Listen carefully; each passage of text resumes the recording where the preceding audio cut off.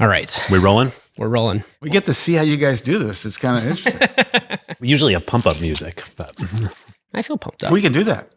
We got a is turntable beautiful. here. ooh, I saw your turntable. That's beautiful. What do you want to hear? No, we're starting. Ben's keeping us on track. Who got the truth? Is it you? Is it you? Is it you? Who got the truth now? Is it you? Is it you? Is it you? Sit me down, say it straight. Another story on the way. Who got the truth? Welcome to Season 14, Episode 5 of Acquired, the podcast about great companies and the stories and playbooks behind them. I'm Ben Gilbert. I'm David Rosenthal. And we are your hosts. 7 years ago, David and I did an episode on the Starbucks IPO. Just the IPO. That episode was a mere 1 hour and 24 minutes, and Starbucks is a $90 billion institution in our world that deserves the full Acquired treatment. What were we thinking? Well, it actually was amateur hour back then, David. Got to start somewhere. Well, today we have a very special third co-host to discuss this third place, Howard Schultz. Howard started working at the small chain of 3 Starbucks stores in 1982, eventually buying it and becoming CEO. As you probably know, he is effectively the founder of the Starbucks we know today that exists on every corner of the earth. I come to you, David, and listeners, as an unabashed Starbucks fan. In this tumultuous time for the company, I am absolutely pulling for them in every way possible, and that is going to come through in our conversation. You may have seen the news recently that they had a very rough last quarter with a key metric that you may remember from previous episodes as same-store sales. These dropped, and their stock price plummeted as a result. This is on top of a tumultuous pandemic era and some of their stores unionizing and a change in leadership. We thought that this would be the perfect time to sit down with Howard and unpack, why did Starbucks work in the first place? And how did it work at such grand scale? What can other founders and business leaders learn from what got them here? And although he is no longer CEO, where do they go now? It really is incredible. One of the very, very small number of food and beverage establishments that has scaled to the entire world.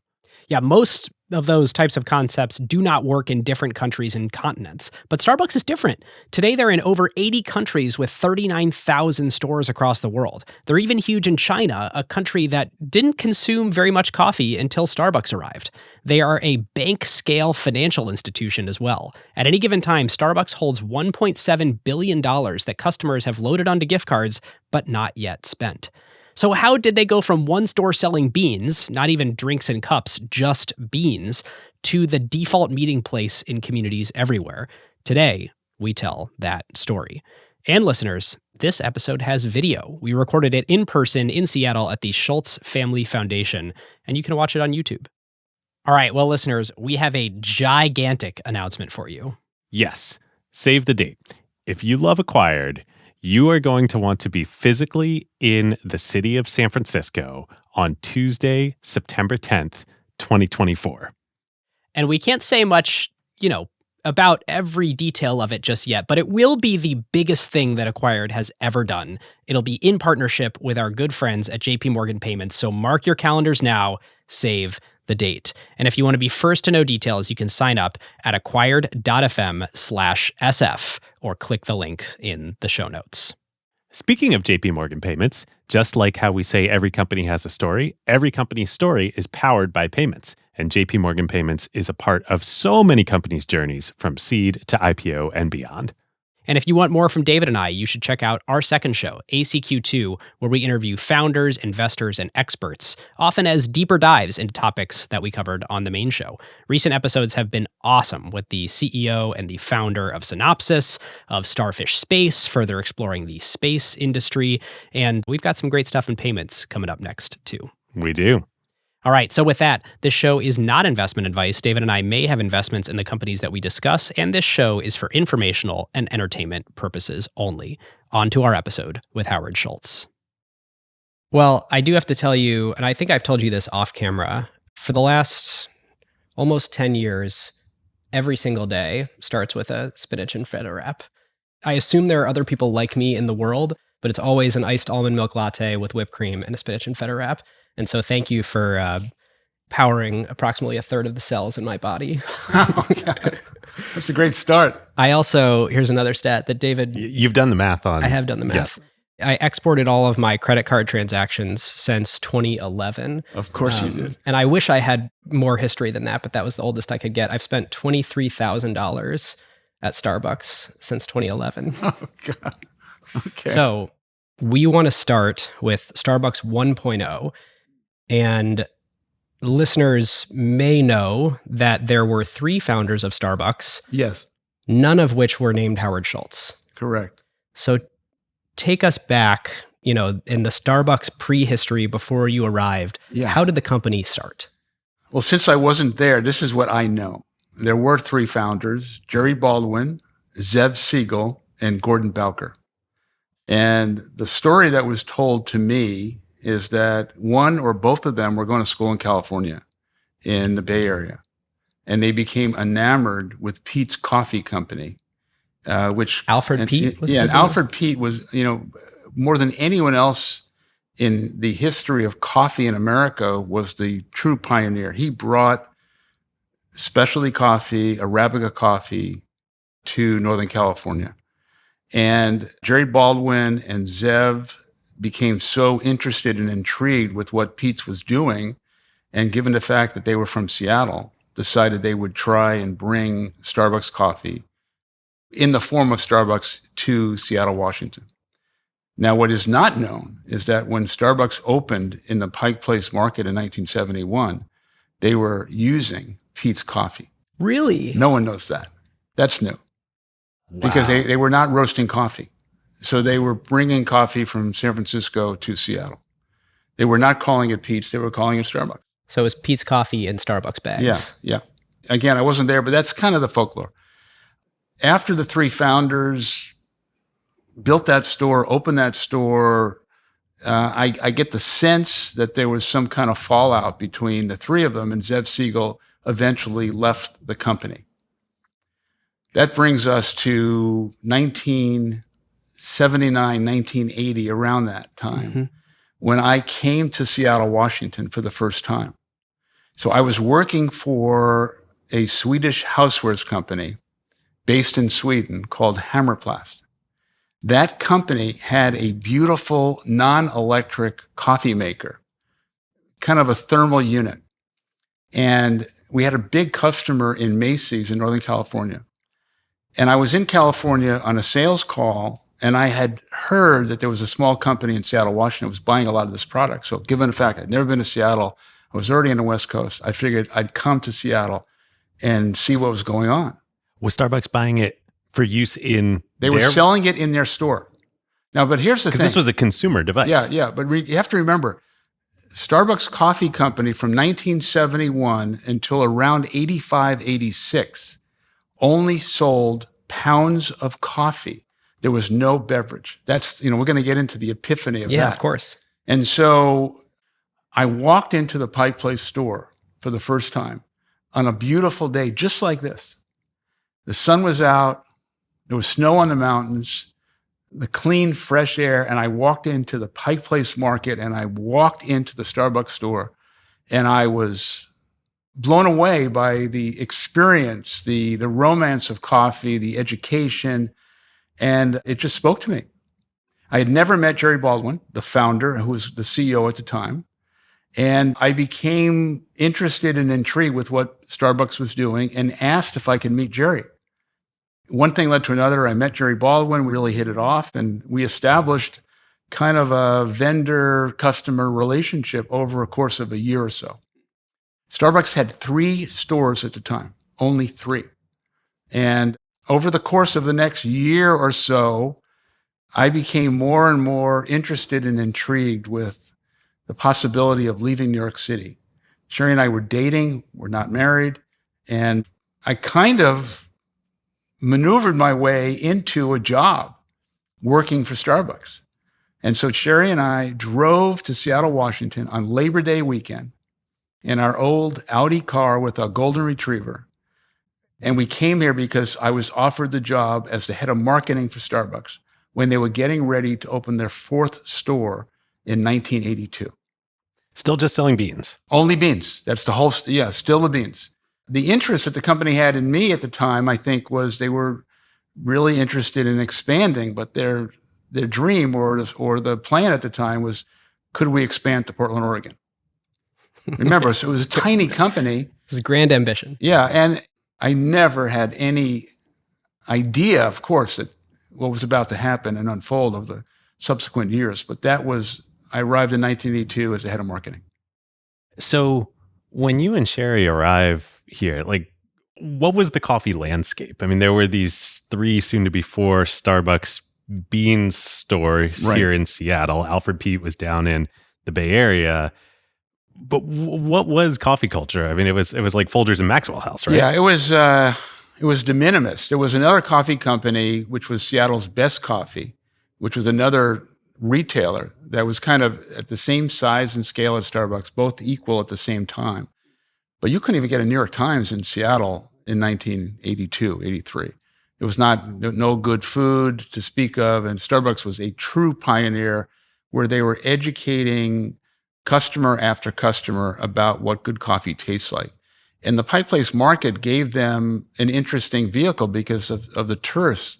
And so Starbucks actually started establishing a mail order business as a result of all the people who were coming into Seattle. And I think, if I remember, there was so many points that I can remember where people were talking about Starbucks way outside of Seattle as if it was some kind of iconic big company. I think people came to Seattle.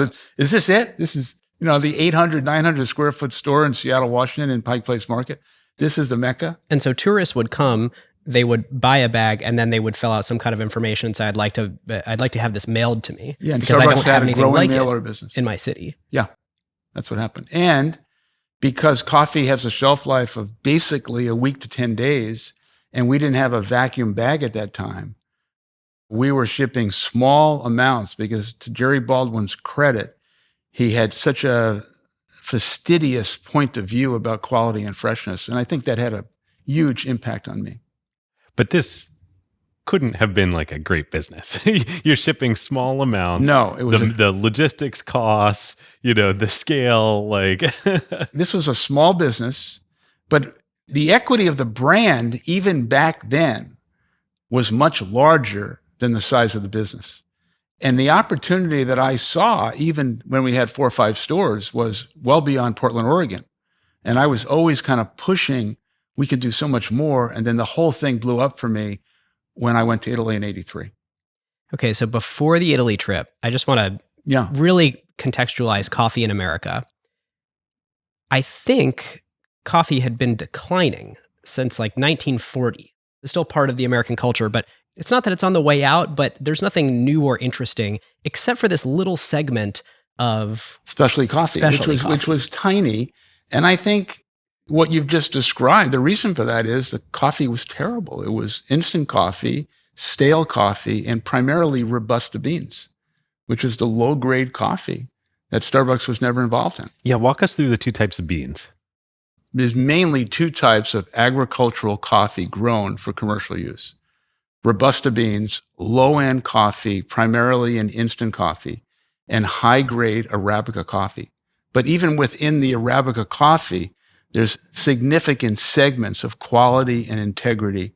And Starbucks has always played from 1971 to today at the highest level. And my understanding from our research is that the Robusta market really developed, as you say, with the instant coffee market. And that was kind of a product of World War II, right? It was like, hey, we got to get the troops this product to survive. And so we just need a lot of beans and we need to ground them up and create this instant product. I believe Maxwell House was involved in inventing. Yeah, you're exactly right. I mean, it was just fuel and bitter, acidic.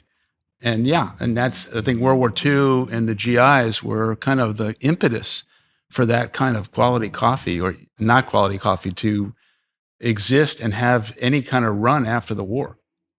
So you show up at Starbucks, you know a little bit about the market because you've been a supplier of theirs, but you happen to be a pretty talented salesman from your time at Xerox. Yeah. And I want to make a tie here. Our previous episode was the Microsoft episode, or at least Microsoft Volume 1.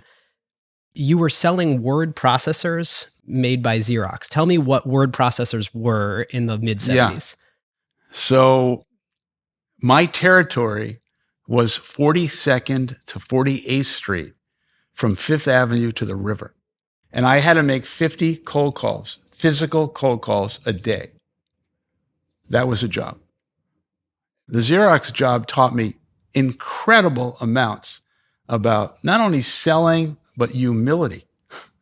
Humility. Because the rejection every day was so significant. And you put on your suit and tie and you go in an office building. There was no security at that time. Just go in and you go from the top floor to the bottom.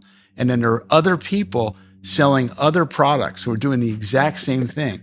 And you had to get by the receptionist. I was making $1,000 a month and living at home when I started.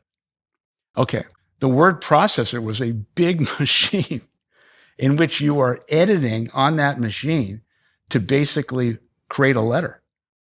And does it have a screen or is it like a typewriter? No, it's a typewriter, no screen. It's like a typewriter with a little bit of cache, right? So Yes, that you could exactly. fix Yeah. mistakes for one line, right? Yeah. The job at Xerox at the time was like working for Google. I mean, Xerox and IBM were the two pillars of technology and high-tech companies. You told somebody you're working at Xerox, you had a whole different patina that you were, wow, that's working for Xerox. Wow.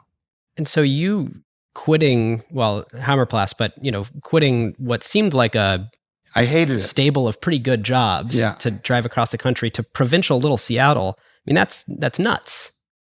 I knew after a couple of years, if I stayed at Xerox for a longer period of time, I was going to be locked in there. But I'll tell you the story that got me to realize I've got to get out of here. At the end of the year, the performance appraisal at Xerox was basically a scorecard from 1 to 5. So you'd have a qualitative discussion with your manager, and then he would give you a number. And when I got a 3, I said, I was just saying to myself, I worked all year. I just had a performance appraisal for my manager, and I'm a 3. This is amazing. Howard Schultz got a 3. I got a 3. I got a 3. It's inspiration for all entrepreneurs I got a out there. 3, and as soon as I got the 3, I swear, at that moment, I knew I've got to get out of here. And that's when I started putting myself in a position of meet other opportunities. And by and large, I was able to get the Hammerplast job, which was the general manager of the company, which was based in Sweden in the US. But I was a 3. Do you think having that background at Xerox, did that give you a piece of perspective that helped build Starbucks to what it is today?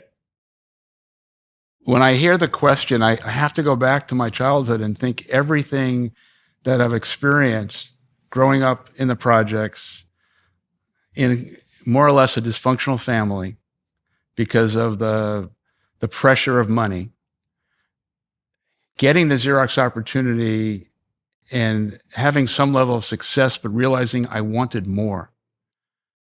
The humility which came with rejection, the shame I had as a poor kid living in the projects, all of that, I think, crystallized in me. And I give Sherry so much credit in realizing that together we wanted to build a different kind of life, and gave me the courage, the conviction, and the drive to try and do something that I felt I was destined to do. I didn't know what it was. I certainly didn't know moving to Seattle was going to create the opportunity of a lifetime, but I always felt I had to get out of that station in life where I was positioned not to get to the level that I thought I deserved to be. I don't think it is common with someone for your background, poor kid in the projects coming from nothing, to get a great job, 2 great jobs, and be wildly dissatisfied and not feel like I've made it, but rather, no, there's got to be something more than this. There's something deep inside you that caused you to be willing to take a risk. I was really insecure about not succeeding. And I didn't view what I was doing as the success that I was not destined for. That sounds wrong. That I had the appetite for. All right. So we're getting to the big risk. So the year ticks over to 1983. Yeah. you are sent, or maybe you asked to go to an international housewares conference in Milan. Yeah. What do you discover? So I went to a trade show called Matcha, which is a big convention center, and it's a giant houseware show with equipment and all kinds of stuff. And I was staying at a relatively cheap hotel in walking distance to the convention center. I get out of the hotel. I'd never been to Italy before. And I am all of a sudden being intercepted with the physical manifestation of one coffee bar after another in the business that I'm supposed to be in. But it wasn't the business that Starbucks was in. And I walk in like a normal person that's never seen this before. And I am just like, I'm in a black and white movie. And all of a sudden, everything was color. And it was so rich. I couldn't get enough of it. And I just went from one to the other, to the other, to the other. And I was just blown away and more or less raced back to America. Sat down with Jerry and Gordon and said, holy shit. What's happening in Italy is the business that Starbucks has to be in. And they had seen it. They've been in Italy. And they said, no, that's not what we want to do. And I just said, seriously? And I banged on the door for 2 years. And in 2 years, they finally let me open up a coffee bar on the corner of 4th and Spring in Seattle. And it was the 6th Starbucks store. And out of about 1,200 square feet, I got 100 feet. And I designed and opened the coffee bar, worked behind the counter as a barista. And Starbucks probably had 200 to 300 customers a day selling whole bean coffee. We were at 500 in a week with introducing lattes and cappuccino to an espresso. And there's nowhere else no one in Seattle had it. Well, to get a Cafe latte. Allegro had it, and that was Dave Olson. And after a few months or 6 months or so, Jerry said, I don't want to repeat this. I don't want to do it. I don't want to be in the restaurant business. Yeah, what was the objection? Was it He the didn't stigma of the restaurant business? I mean, I don't want to speak for Jerry. I have so much respect for him, but he didn't think it was clean. He didn't like it. Now, between 83 and 85, Jerry Baldwin, because of his love of Peet's and his relation with Alfred Peet, had an opportunity for Starbucks to acquire Peet's Coffee Company. And they did. Unfortunately, Starbucks buys Peet's and they get into financial trouble. And so really at this point, it was like their mentor was retiring, this person who was a steward of the industry. We're operating 6 points of retail distribution in Seattle for our beans. Why don't we just buy your effectively the same business, but in Northern California, and keep them separate for now? Well, it's important to know that between the opening of the 4th and Spring coffee bar inside of Starbucks number 6. Yeah. And Jerry and Gordon saying, we don't want to repeat this. I was so frustrated. I said, I'm going to leave Starbucks. And what did I do? I had no money to open up a coffee store. So Jerry says, Starbucks does not want to open up coffee bars, but we will invest in Il Giornale. Which was the company you started too. Yeah. So before they get into financial trouble, Starbucks is an investor. I've always thought he did that so I would sell and market Starbucks coffee in the coffee bar, which I would have done anyway. So Starbucks makes an investment. A couple of people that we know make an investment, but I didn't have enough money. So I go to see 2 Italian companies. I've never told this. One is the espresso company Faema, and one is the large Italian coffee company Lavazza. Oh, yeah. And I asked them both to invest in my idea. And both of them turned me down.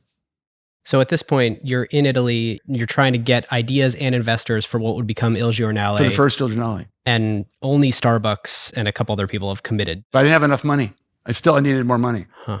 And you were raising 1.6 million? About 1.7 million.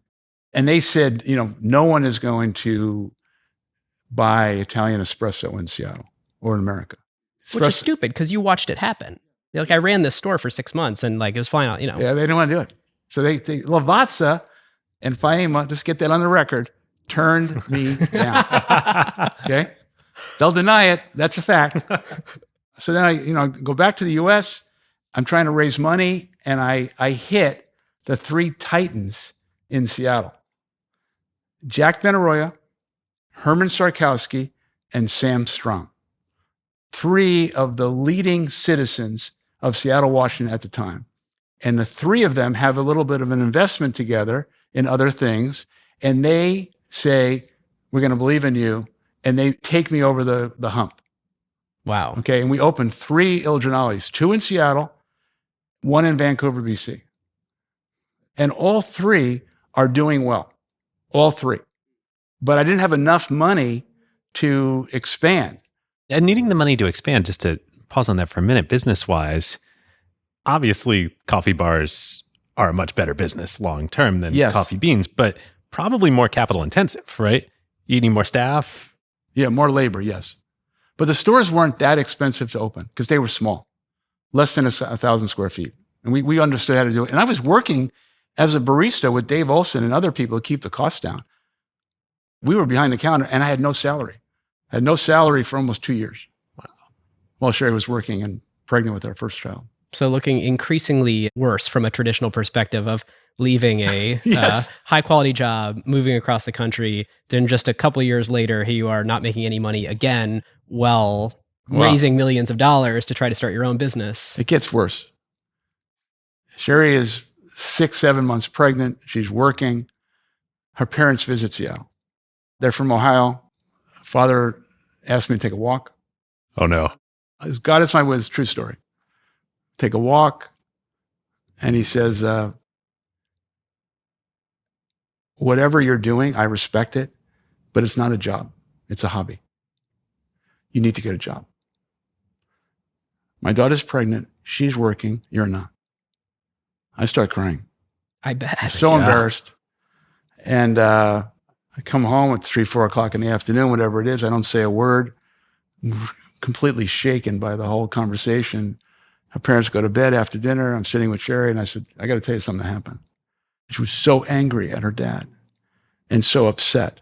And she said, there's no way we're turning around. We are going. So she is the glue to everything that's happened. And I don't know if she'd ever had a conversation with her father. I'm sure she did. But the whole thing could have been over. And that would have been a very understandable response if Sherry Right. had said, I wasn't going to say anything, but look at our situation objectively here. Putting ourselves in your father-in-law's shoes, how could you not feel that way for your daughter and her impending family? Yeah, and her father was a great guy. And I understood, but I was embarrassed and humiliated. How could I not be? I mean, I guess that's another dimension here, too. This was not 2024. It's not like being an entrepreneur was a glorified profession here. In a business that he clearly did not understand, a coffee store. The other interesting thing to point out around this time is for the people who were seeking high-risk business investments, this is the late 80s. It's time to look at tech. Like we're now 12 years into Microsoft, Apple's 4 years past the Macintosh. And I'm trying. And you're trying to raise money for a coffee house chain with names that people couldn't pronounce and serving it in a paper cup to go. That does not sound innovative to me. I don't know why I'm putting my risk capital into your... Yeah. I would bring investors to the 2 or 3 stores and I would make sure there was a fair amount of people in the space. And that's when I started talking about the language of community and the third place. And that's what I saw in Italy. The unlock and the epiphany, of course, it was the romance of espresso, but it was the sense of community. And that is what was happening very early on in the 2 stores in Seattle and the 1 in Vancouver. You could see it. What would people do after they bought the coffee? I mean, you said these are very small places. They would stand up because the 2 stores didn't have seating right away. They would stand up at the coffee bar at the window on Columbia Center. And it was at 8, 9 o'clock in the morning, they were hanging out there. And then late morning, they were coming back. And you could just feel the relationship that people were having with one another around human connection. I know it sounds trite, but I could see it back then. And as I was talking to people about the investment opportunity, I was pointing out, like, look what's happening here. There's something happening. There's some magic going on here. It's not just the coffee. The coffee was the conduit. All right, so we're at the pivotal moment. Starbucks and Peet's gets into financial trouble. And the debt to equity was north of 6-1 for a company that was tiny. Jerry comes to me and says, Jane and I, his wife, are going to move to California. And we're going to keep Peet's, and I'm going to sell Starbucks. And my heart is pounding. I said, okay. And then he finished it, and he says, I think you're the person to buy Starbucks. I said, that's fantastic, but I don't have any money. You going to give it to me? I have no money. How much is it? $3.8 million. Now we're into 86, 87. Mm-hmm. Now we get into a story I have told, but not 100%, because I protected the guy. But I'm going to tell it. I go out to raise money. I'm having a hard time. So Jerry gave me I think he gave me 90 days to raise $3.8 million. Around the second month, he just came to me and said, where are you with all this? And I think I had about half of it raised. I might have fibbed a bit and said I had a little bit more, but I didn't. I had about half. And he lays a bomb on me and says, Howard, listen, we're in a tight situation here, and one of your investors has put a all cash offer on the table with no due diligence and wants to close right away. For him to take it over, not you. Yeah, I'm out. I'd be out. And I said, who is it? And he told me. I'll save that. And I'm absolutely annihilated, crushed, because I didn't have the wherewithal, and I could just envision, as soon as I heard that name, I knew it was over. I was in a basketball league at the Seattle club. I'm playing basketball that night. My good friend, Scott Greenberg, who's an attorney at a prestige firm in Seattle, the Gates firm. I'm basically crying to him after the game and telling him the story. And he says, you've got to come to the office tomorrow and meet our senior partner and tell him the story. Bill Gates Sr. I said, well, a titan. Incredible. The other titan. We foreshadowed this on the Microsoft titans. episode. There were three titans there, but here is the titan. And Bill was 6'7"? He's 6'7". He's a mountain of a man and very imposing. So 9:00 in the morning, I put a suit on. I must have been sweating through my shirt. I was just so anxious, so nervous, and at the same time, so scared about what was going to happen. I go in there, and I must have been trembling. I was just so nervous. I tell him exactly what I just told him. And he interrupts me and says, Howard, I'm just going to ask you 2 questions. Is everything you told me true? I said, Mr. Gates, yes. Have you left anything out? No. And he says, come back in an hour. I said, okay, to do what? He says, I'll see you in an hour. And so we walk out and walking around. I think we probably went to Columbia Center to get a coffee and come back. I go back with Scott, and Mr. Gates says, Scott, I'm going to see Howard alone. And Scott leaves. Now I'm alone in his office. I hardly sit down, and he says, we're going for a walk. And I said, where are we going? And he says, we're going to see the man who was Sam Strom. One of your investors. One of the investors. We walk across the street to the Rainier Tower, the old Rainier Tower. I think Sam had one of the biggest offices. We walk in there, and I swear, even though it's so many years later, I have a perfect, vivid account for what took place. Sam is sitting behind his desk, and this is what happened, because it was 5 minutes. Bill Gates, remember, he's a huge guy, leans over to the desk with his hands on Sam's desk and says, I don't know what you are planning, but whatever it is, it's not going to happen. Wow. And he says, Howard Schultz is going to acquire a Starbucks coffee company, and he's never going to hear from you again. That was it. And we walk out. That's it. That's the whole thing. And so did you hear from Jerry that the bid had been dropped? We walk out, and I say to Mr. There's one little Gates, problem. You still need the money, right? Yes, I say to Mr. Gates, what just happened? And he said, you're going to buy Starbucks Coffee Company, and my son and I are going to help you. Wow. And we raised the money. And that's the story. I never spoke to Sam Strum again. I've never mentioned his name publicly. I never mentioned his name in his book. And I say it respectfully. I'm not trying to, but that's the story. And Sam, I mean, for anyone who doesn't live in the Seattle area, his name is on buildings and community centers. I mean, this revered philanthropist, I actually don't know his business background. How did he become the titan that he was? He was involved in real estate and also in those auto stores. How did you get him off the Il Giornale cap table? Like, wasn't he an investor in your he was still business? He and his family were investors to the end until they got out. Oh, wow. Until they got out. Wow. Looking back now, what do you think happened? Did he have any legitimate criticisms of you as running the company? No, or? he had a henchman who was his money guy who figured out we could just take this company, and what do we need Howard Schultz for? Who's this young kid? And Sam had experience with retail with those auto stores. I see. So he could install some professional management from some other venture. Yeah. Run the playbook. Yeah. It would have been over.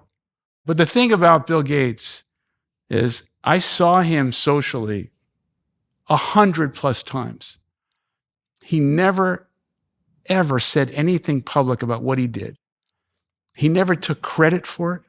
So for listeners, Howard's told this elsewhere, but you spoke at the Microsoft CEO Summit. You recounted this story to, the Fortune 500 CEOs. And Bill Gates III, Microsoft founder, comes up to you afterwards and says, who was the guy? But Bill did not know the whole story. He didn't know any of it. He didn't know what his father had done for me. He's hearing it for the first time. And this is, 2015 or something. So Starbucks, like, you would think... No, he didn't know. Someone would want to tell their family I played some significant role in this, but that's not the type of guy he was. Bill Gates Sr. never told a soul what he did for me. Wow. Again, humility. Incredible lesson about humility. It's amazing. Yeah.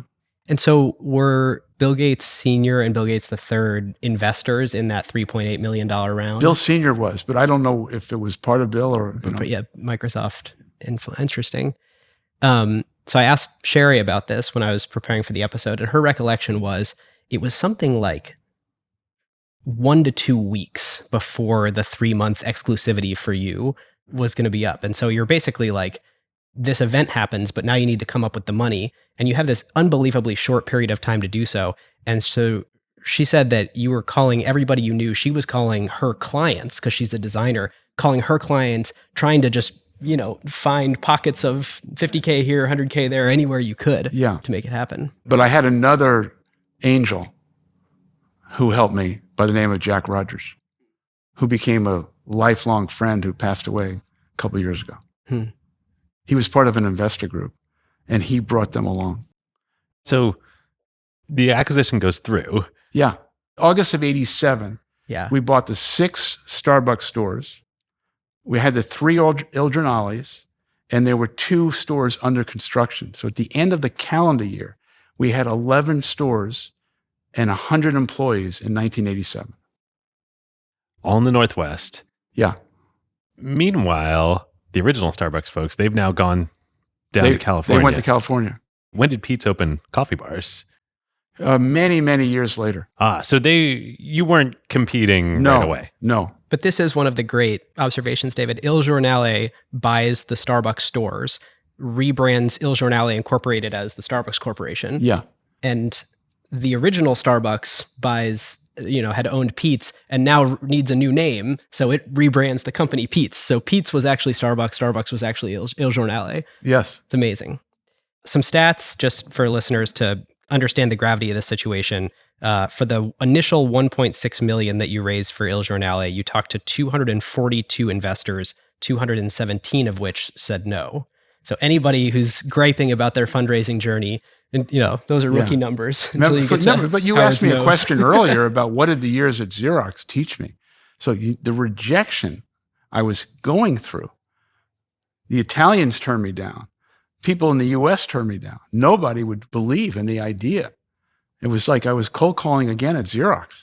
The other thing that is worth pointing out is the Starbucks company with the 6 stores, when they bought Peet's with that 6-to-1 debt to equity ratio, basically backed themselves into a corner where now they had these big debt service payments to make. There was really no risk they could take or innovation that they could do because the whole business needed to spit out a certain amount of cash every month so they could pay down the debt.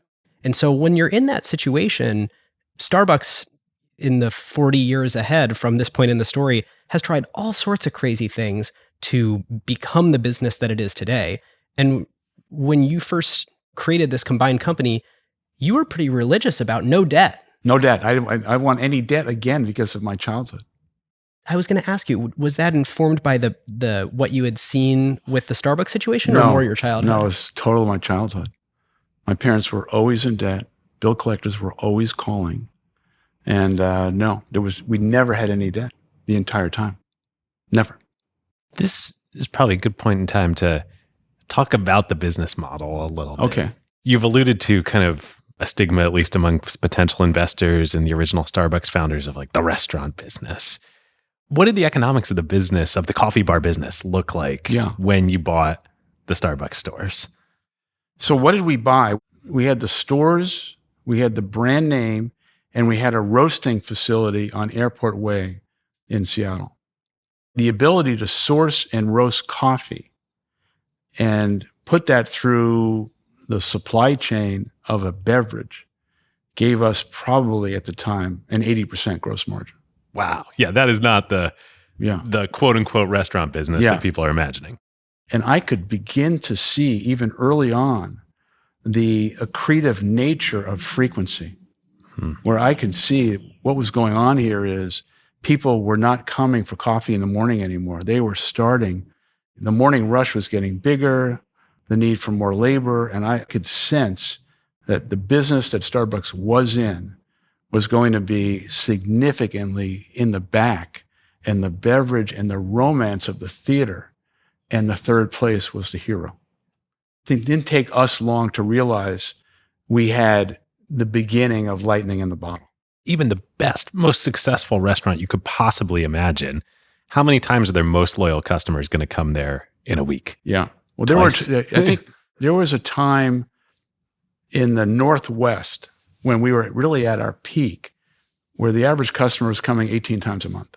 I should rephrase it. Maybe the most loyal was coming 18 times a month. There's some magic to this idea that it's not a terribly expensive item. I think I saw some research that said that it's, sub 1% of someone's household income and often far less than that. But it is repeat and it is high gross margin. And so when you say lightning in a bottle, there's a cultural lightning in a bottle, but there's also this like ridiculous business model where the way it shows up is your stores, basically from this point forward for all of Starbucks' life, you build a new store and the profits from that store would totally cover the costs within 2 years and often a year and a half. But I'll tell you the economic model that we applied to every single store we were opening. By the way, I chose the first 500 locations myself. So I was in it in so many ways. But the economic model in Wall Street, when we went public in 92, now I'm just, when they heard the model, I said, well, we'd never seen a model like that. And the model basically was a sales to investment ratio of 2-to-1 and a operating profit of 20%. So what does that mean, sales to investment ratio? So if the sales were $1 million, the investment was $500,000. Just the sales to invest had to be a 2-to-1. Wow. In year one of operation. Yeah, yes. And the operating profit was north of 20%. Wow. So cash on cash return was you get that 2 years or less payback. Yeah. The retail world had never seen a model like this very before. unusual. There was no physical storefront that had this business model before this. Early on, it became clear to us that customers were also starting to customize the beverage on their own. So we were the barista was behind the counter and somebody would say, can you put something else in there? Yeah, what do you want? And then, so that just started, the average ticket started growing as a result of the customers personalizing and customizing their beverage. And to be clear, like the era of Starbucks we are in right now, you produce drip coffee and you produce espresso Yeah. and you can put that espresso in frothed milk. And that's basically your options. Yeah. Like none of this, know. Yeah, exactly. But can I tell you a mistake I made? Please. When Il Giornale was getting ready to open, the standard cup in the world was that terrible styrofoam cup that is used in diners in New York City. Remember that cup? Yeah. I put boiling water into that cup. 5 minutes later, the cup is starting to turn like a golden color because of the chemical. That can't be good for your insides. Or the taste of the coffee. And so we had to change the cup. This was such a smart move in retrospect, but we were just trying to figure out. Now, no one in America that is in the paper business had any kind of cup or lid that was compatible with what I was trying to do. In fact, they didn't understand it. Why not just use the cup that exists? I said, no, because it doesn't taste good and it doesn't feel right. Right. Why go to the trouble of, this perfected roast of these beautifully sourced Arabica beans from all these farmers if you're going to pour it into styrofoam? Yeah. Okay. Did people think you were a hippie? Like when you would tell these things, are you on LSD or something? I think they just dismissed me. So we went to Chicago to the International Paper Company, and they had a cup,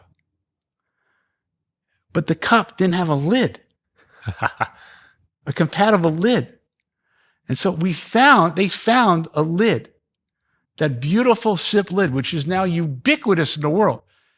Howard Schultz should have said to them, I want an exclusive on that lid. Because that lid became the standard for the world. Yeah. If I would have just understood that. The other thing I didn't do is we introduced cafe latte to America. We didn't trademark it. We trademarked Frappuccino later on, but we didn't trademark cafe latte. Just, wasn't thinking. Yeah, you got enough right. You don't need to get them all right. No, I missed it. When the sizing, grande, venti. Oh, that was the hidden Trenta. Yeah, right. When did that start? There was a brilliant guy who was the architect of the name Starbucks, named Terry Heckler in Seattle. And he's a fantastic design guy. And we're just sitting one day and I just talking about the importance of language. We got to get the language right. And we got the cup, got to get the language. And we just started talking about changing it from the pedestrian words of small, medium, large to what it became, which was short, tall, and grande. People made fun of it, but they loved it. Was venti not an original? Venti, we didn't have that size when we started. That was later on. Wow. Who would have thought somebody wanted to... This is America. Yeah, this is America. So my one more question on this. Writing the customer's name on the cup. That didn't come from me. As the stores got busier and busier, the baristas were having a hard time with whose cup is it? What are we going to do? And someone at Starbucks, I don't know who it was, started writing names on the cup, writing names. And it just became standard. So much of Starbucks' success came from customers asking for things we weren't doing, and Starbucks employees who became partners in 91 understanding the business better than me. And this is all to my mind, just starting to create this incredible flywheel, right? Of you've got this 80% gross margin business where the key lever is repeat loyal customer visits. You've got customization that is making customers more loyal and increasing your margin at the same time because you can charge more for it.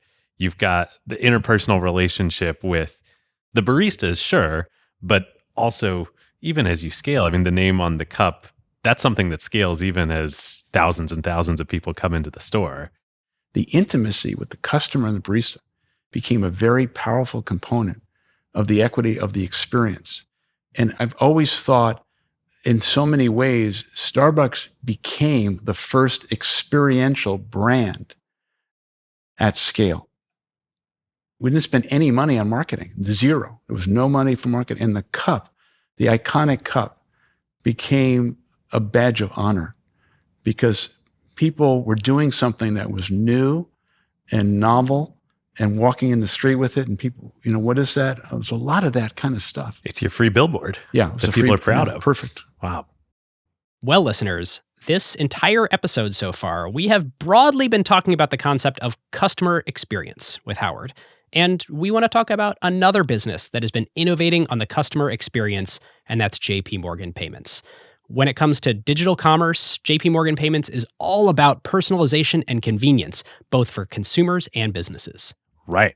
So on the consumer side, technology has completely changed expectations for shopping and commerce. Whether it's a sneaker drop or a coffee order, customers expect functionality like ordering in an app but picking up in store, getting real-time updates, and having our preferences and past orders synced and remembered. Yep. And importantly, we expect our payments to be simple, no matter where or how we want to pay, which creates real challenges for the business on the other side of that to create the magic. Even with super complex transactions like a marketplace website, where you aren't just buying from one single retailer, but a merchant on the other side of that platform. You can imagine there are plenty of technical and regulatory complexities to make that frictionless across different countries and currencies, but with great embedded finance and innovative commerce solutions, you can delight customers without really taking that all on yourself. Yep. No matter how big or small your company is, you have to manage a complex technology ecosystem that now includes online payments, in-app payments, social payments, in-store payments, digital wallets, and much more in the future. Oh yes, like biometric payments, which remarkably, research shows that will reach 3 billion users and $5.8 trillion in value globally by 2026. That is insane. Yep. And just like Howard pioneered many firsts in his industry, JP Morgan is doing the same with biometric payments. It's essentially a pay-by-face solution that allows you to complete transactions seamlessly and securely, removing the need for carrying a wallet or digging into your bag to pull out your phone. Yeah, if any of you were at the Formula One race in Miami last month, you may have even seen JP Morgan's biometric payments powering the fast lane checkouts in the merch store. In last year's pilot, literally every single payment was processed in under 1 second. Crazy. And for businesses, speed of payments is obviously great to shorten lines. To quantify that, biometric payment solutions have shown to decrease checkout times by up to 35 seconds per transaction and increase purchase value by 4%, driving incremental revenue and maximizing profitability.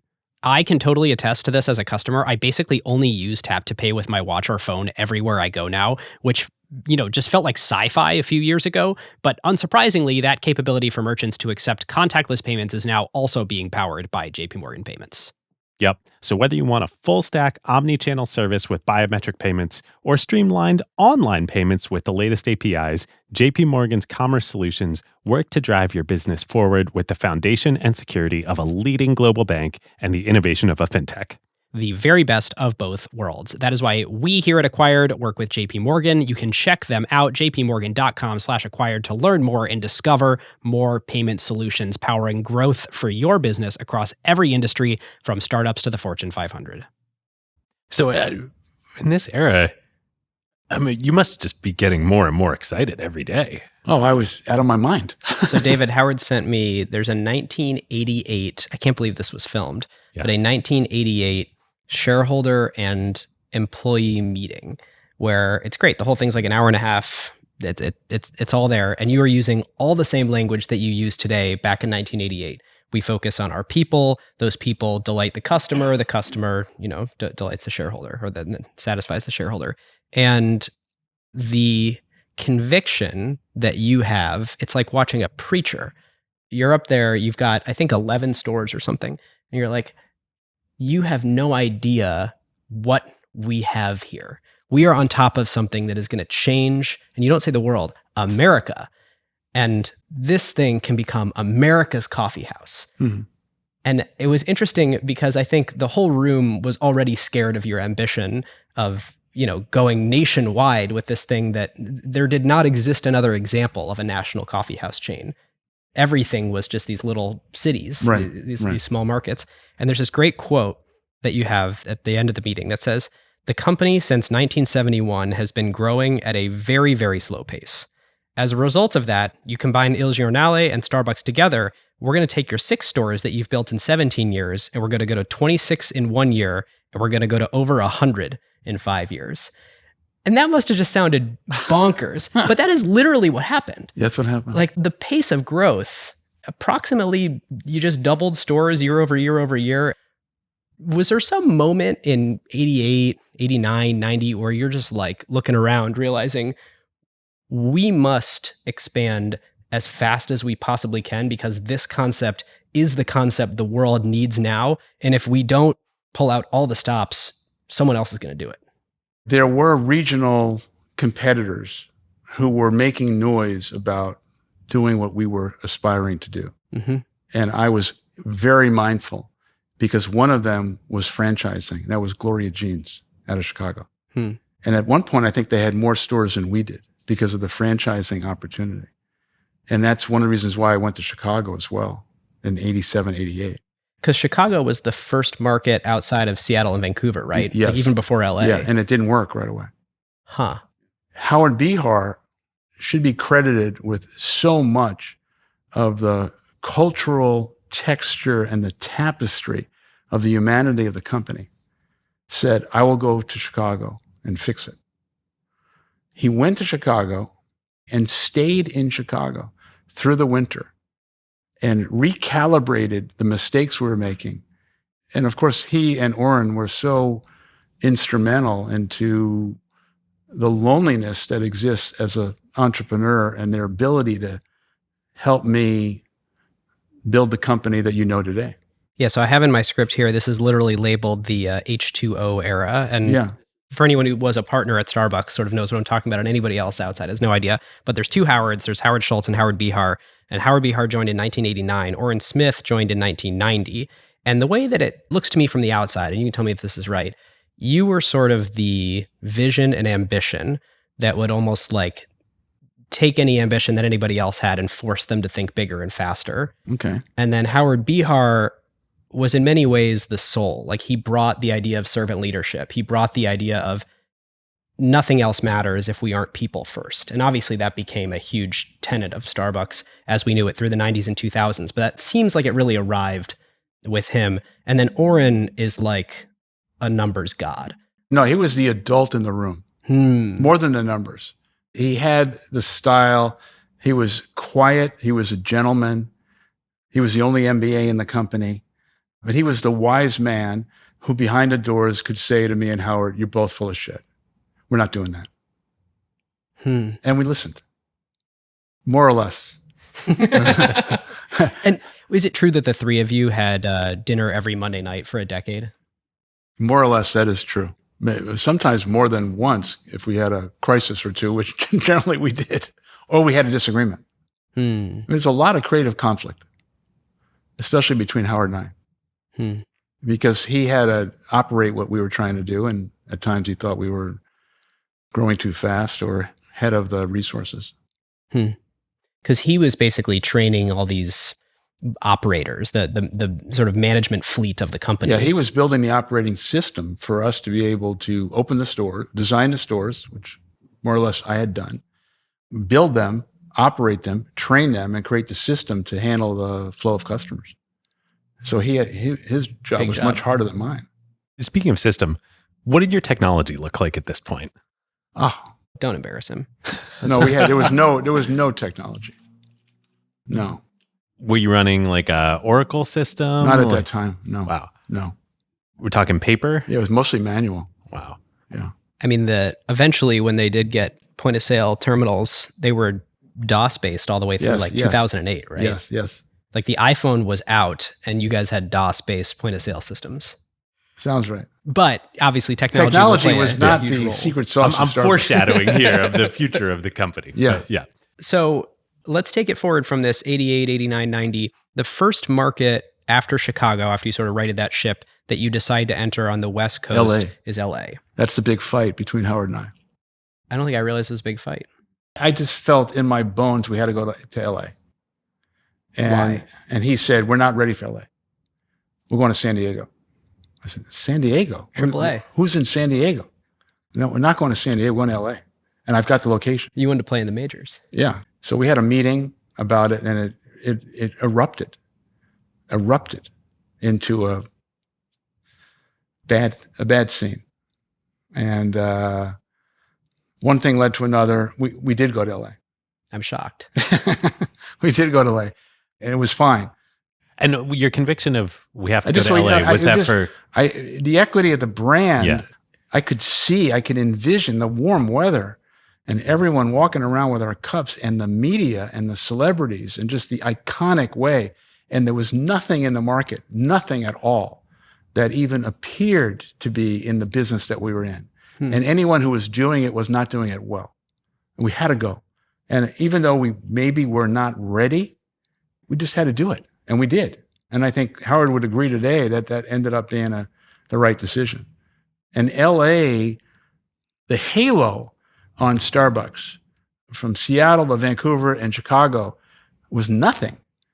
When we went to LA, it just exploded because celebrities embraced Starbucks.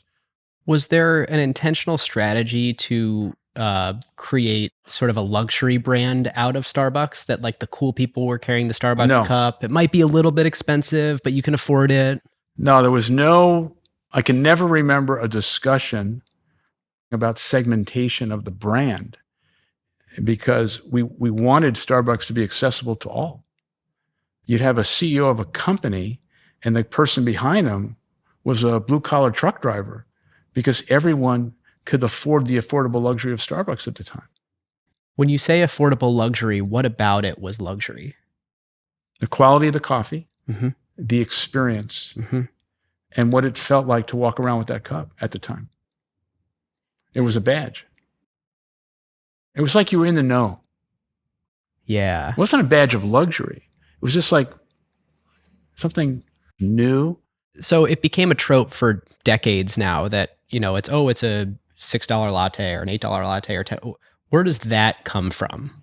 In your mind, is Starbucks premium priced? Is there actually a Starbucks gets to charge a little bit more because the brand has more cachet? Or is that just completely a farce or myth? I think the pricing of Starbucks was directly linked to the economic model that I alluded to earlier and the rising costs of labor, rent, and the fiduciary responsibility that we all felt to achieving the promise we had to our shareholders. And now we're talking about as a public company. There certainly was a fair amount of discussion all the time about the sensitivity of the price points. And I think in later years, maybe in the last couple of years, given the consumer inflationary time, I think it's become a bit of a problem. And certainly, I've always said, as Starbucks was growing, that the ubiquity of Starbucks was an enemy to the company. And the challenge was we have to figure out a way to ensure the fact that we are getting smaller as we're getting bigger. And specifically, how do we maintain intimacy and the currency of trust with our customers and our people? That unto itself is kind of the capsule of making sure that the growth doesn't become so intoxicating and so seductive that we lose sight of the really secret of the company, which was the internal culture and values which built the brand and built the relationship with the customer. Yeah, can you tell us about the people? This is such a huge pillar to our minds of building Starbucks. Again, we started this conversation talking about childhood. I really want to build a different kind of company. And how do I do that in a way that provides respect and dignity? Because I was so imprinted with how my father felt disrespected, devalued, and kind of vilified as a uneducated, blue-collar veteran working in a series of jobs that he just never made it, and living through the dysfunction of a poor family, always under pressure with money. And so I wanted to kind of crack the code on how do we create benefits that would, in a way, take the company in a direction no one's ever been in before. And so early on, we started talking about exceeding the expectations of our people so they can exceed the expectations of the customer. And the first time we actually were able to manifest that was a year before the IPO. And that was an incredible struggle because I had on my board 2 venture capitalists. And I was proposing something that had never been done before. And that was, I wanted to give equity in the form of stock options to every single employee in the company. And they just said, what? What are you talking about? We're not doing that. And so the fight became, ultimately, we gave 14% of everyone's base pay in the form of stock options at the end of the year based on the strike price. And I had to do it the year before the IPO, had to, so everyone wouldn't miss it. And I think the turning point of the culture of the company was the day we announced that and we became partners. And to the credit of Craig Foley, who was the VC, and Jamie Shannon, they believed that performance would be enhanced, attrition would be lowered, and that the brand would just elevate as a result of that. And it was true, completely true. That changed Starbucks for decades. And along with some other events based on doing the right thing.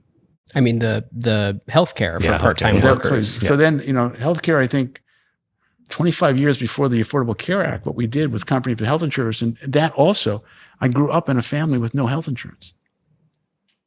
And I saw what happened. So all of that is that origin story of mine.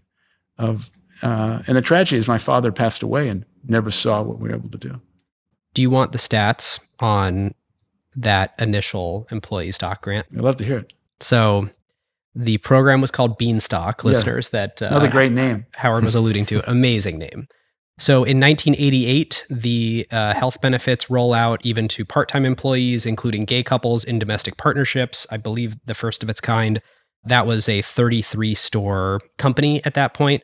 A few years later, you had grown to 55 stores. You did the LA expansion. And then in 1991, which is the year before the IPO, Beanstalk happens. Equity in the form of stock options goes out to everyone working 20 plus hours a week. There were 1,300 employees at the time. And I believe it was the first time in history that part-time employees were offered a program like this. So those initial grants, the strike price was $6 per share. Today, as we speak, the share price is $77, but there have been 6 splits since then, which comes out to a 64x. So that initial grant has 800x'd since even the part-time employees and baristas were offered the opportunity to buy Starbucks stock. Yeah. A lawyer, I think Scott Greenberg at the time, came to me and said, we can't do this unless we get approval from the SEC because we were over 500 shareholders.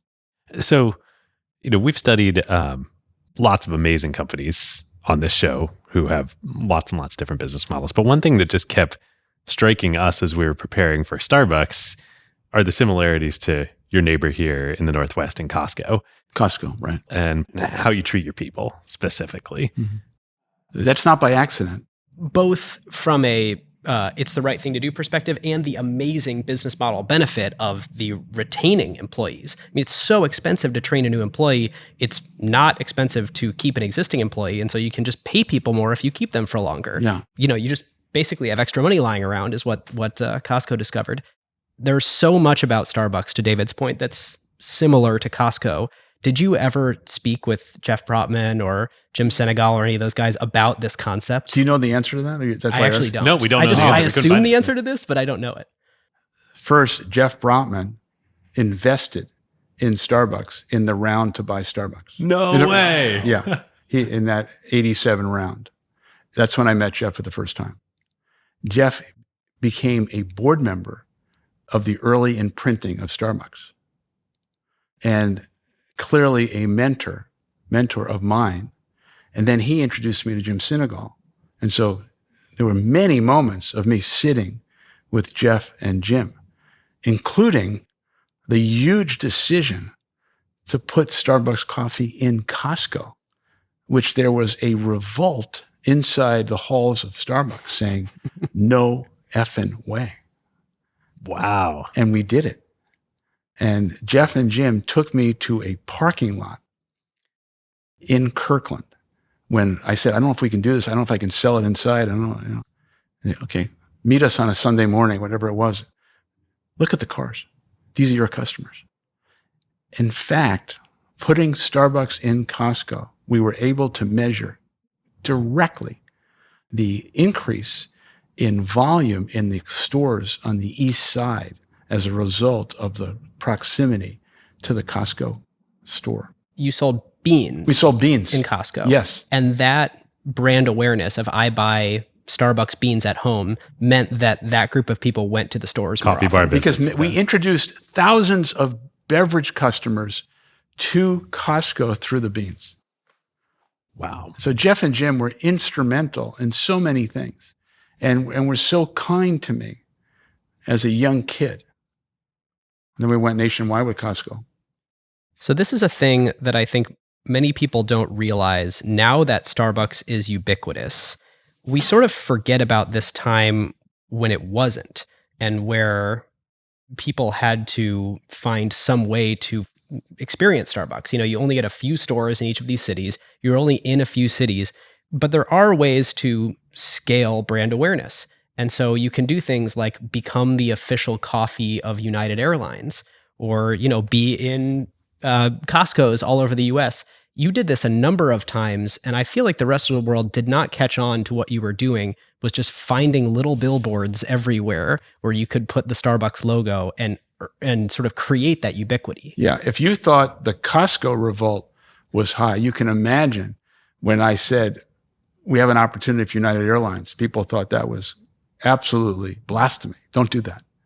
And again, the exposure and the opportunity to surprise and delight customers in places that they've never had anything close to good coffee. All these things, when you consider we didn't spend a dollar of marketing dollars ever. And so the reputation of the company was built basically word of mouth, both inside our stores and exactly right in places that we could surprise the customer. And then we also started putting Starbucks coffee in grocery stores, which was the other thing. Because remember, we were building a beverage business. Right. And we were then going back to our core business in new channels of distribution. It's like the ultimate goal is to capture those margin dollars from selling cups of coffees in the stores that you operate. But there's all these other things that you can do that actually might spit off some profit dollars, but at the very least, it's a break-even way to do customer acquisition and brand building in the rest of the world. I don't know what our cost of customer acquisition was back then, but it was low. Well, you Well, also you weren't did, spending any money on marketing, so. but United Airlines was paying you for coffee.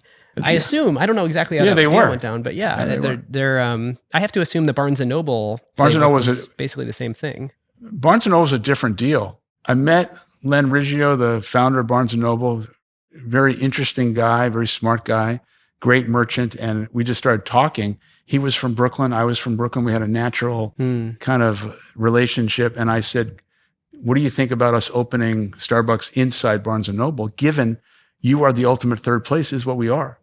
And it just, again, became a natural extension of our stores. We have a fun piece of trivia that you may know related to Costco. Do you know where Jeff Bezos and Jim Senegal met for the first time? Sounds like in a Costco. Not in Costco, in the Starbucks, in the Barnes & Noble in Bellevue. Did not know that. And that, led to so many things, Amazon Prime among them. Yeah. Did not know that. And I still am friendly with Jim Senegal today. I mean, your companies rhyme in so many ways. It's that's not surprising at all. I want to talk a little bit before we get to the IPO here about what the strategy was when you expanded market by market. Did you try to sprinkle a few stores in and see? Did you try to move into a market with force and be the dominant coffeehouse chain in that city? And in particular, it could be worth talking about Boston. Well, Boston's an anomaly because of the acquisition, but Bihar was so strident in not expanding to multiple markets at once. And he was 100% right. And so we went to Chicago, went to LA, and we stayed there for quite a while. Went to Portland. We weren't ready for New York City in terms of the issues there, but we were very diligent. You went to DC first. Went to before New York City. DC. We were not expanding to multiple markets until we had enough evidence in the existing market that we had success and we weren't going to compound the growth in another market with problems that we're having in the existing one. And I think that's all be her, because he was managing all the operations. Boston was very different. We had a very strong, high quality competitor called the Coffee Connection in Boston, with a owner operator in George Howell, who was not unlike Alfred Peet, kind of a gospel of coffee culture on the East Coast. And we knew Boston was going to be tough for Starbucks to enter. We also had Dunkin' Donuts there. Like a lot of the good real estate was taken by the Coffee Connection, right? Yeah. And so George and I never saw eye to eye, but it was clear that if we came to Boston in a significant way, we were going to impact his business. And I think to his credit, he was willing to sell. So Coffee Connection was the first acquisition. And we had to tread very lightly after the acquisition because of the loyalty, and be careful with the name and solicit George's help and advice. And also we needed him to kind of validate for us what we were trying to do. And ultimately it ended up being a very good strategy. Well, it seemed like, I think the numbers are, it's a little bit after IPO in 94, $23 million. They had 23 locations and they were doing $16 million a year in revenue. So if you just look at like the purchase, I think it was one-time sales. Or maybe a little over one-time sales. And the original Starbucks, ironically enough, was exactly at one-time sales, right? That's what you bought it from the founders for.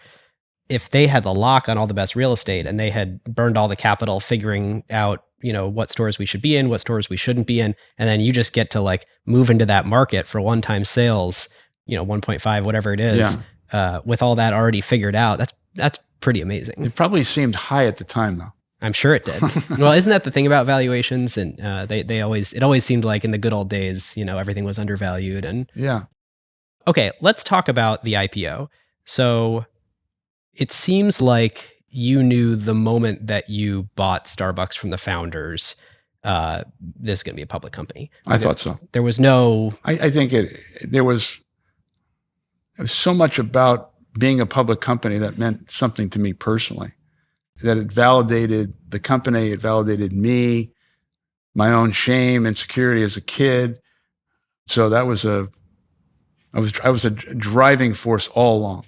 Certainly the year before with Beanstalk is an indication what I was planning. If Beanstalk was turned down, I would have waited. That had to be done. I think we only had a couple of quarters of profitability, and I think we had about 130 stores. And what was the revenue at the time? Oh, I don't remember exactly. I know what the market cap was the day we went public.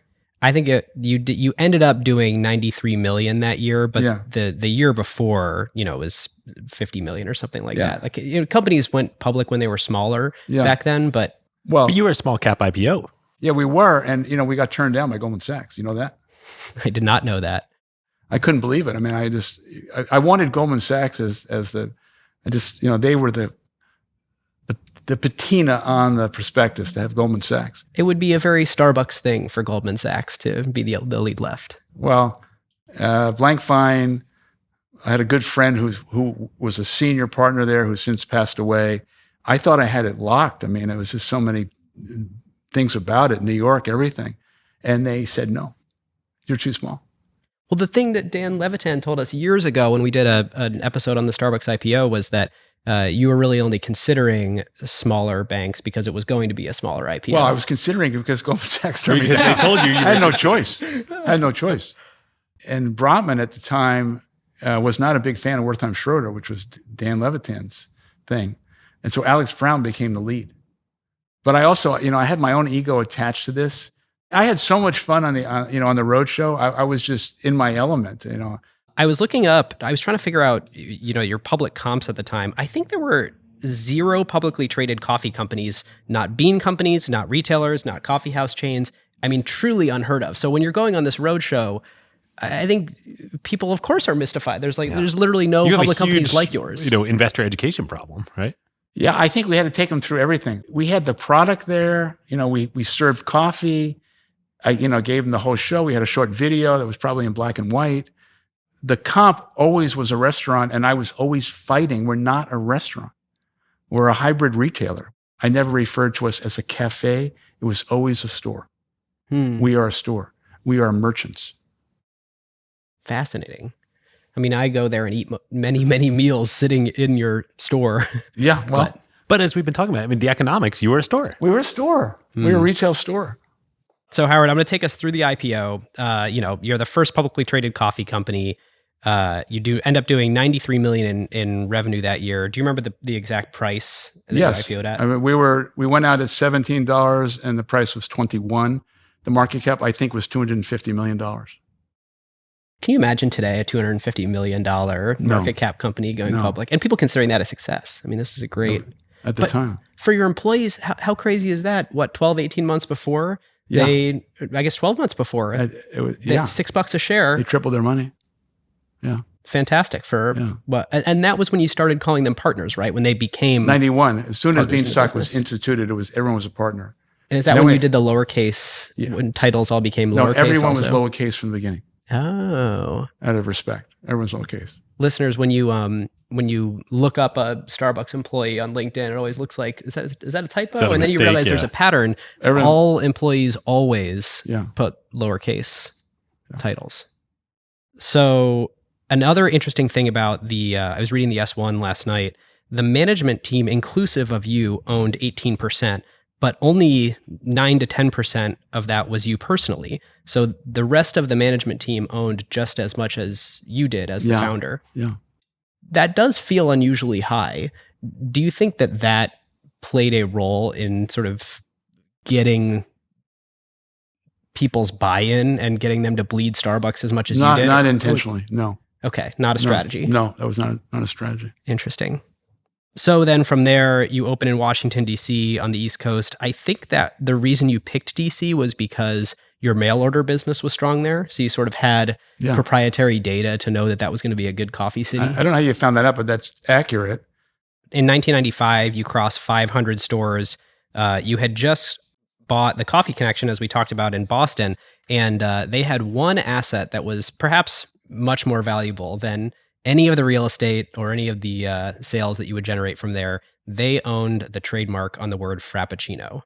And I'm so smart that I looked at that Frappuccino with disdain. Really? I didn't like the name. I didn't like the beverage.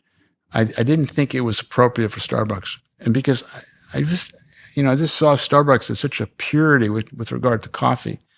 And I was wrong, dead wrong, obviously. Putting myself in your shoes back then, now Starbucks and Frappuccino are it's like a synonym. It's like you can't disentangle them, but yeah, it's very different than completely different. coffee. A blended cold drink. That was the first cold drink we've ever introduced. It was not a coffee forward beverage. When we introduced it in Southern California, it went crazy. So what changed your mind to greenlight it? I didn't have a choice. I mean, it was Coffee Connection had it. Then we had it in Boston. People wanted it. And I just went along. And you ended up reformulating it, right? It wasn't exactly what the store manager in Santa Monica reformatted it, and she was on it. I think Howard Bihar loved it. People in California loved it.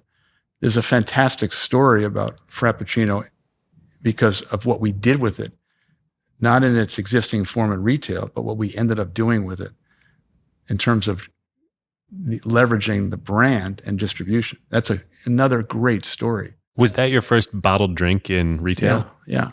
So I went to Atlanta and Pepsi in the same day. Atlanta being Coke. I went to Coke. I went to Pepsi in the same day. The Coke meeting was a meeting, lasted less than 30 minutes. I can't remember who I met with. They dismissed me. Didn't view Starbucks didn't understand what I was trying to do and didn't give me much time to even explain it. And then I went to Pepsi. And this is 95-ish? Mid-90s. 500 stores, you're a public company? Yeah, but in East Coast, Starbucks wasn't really well known.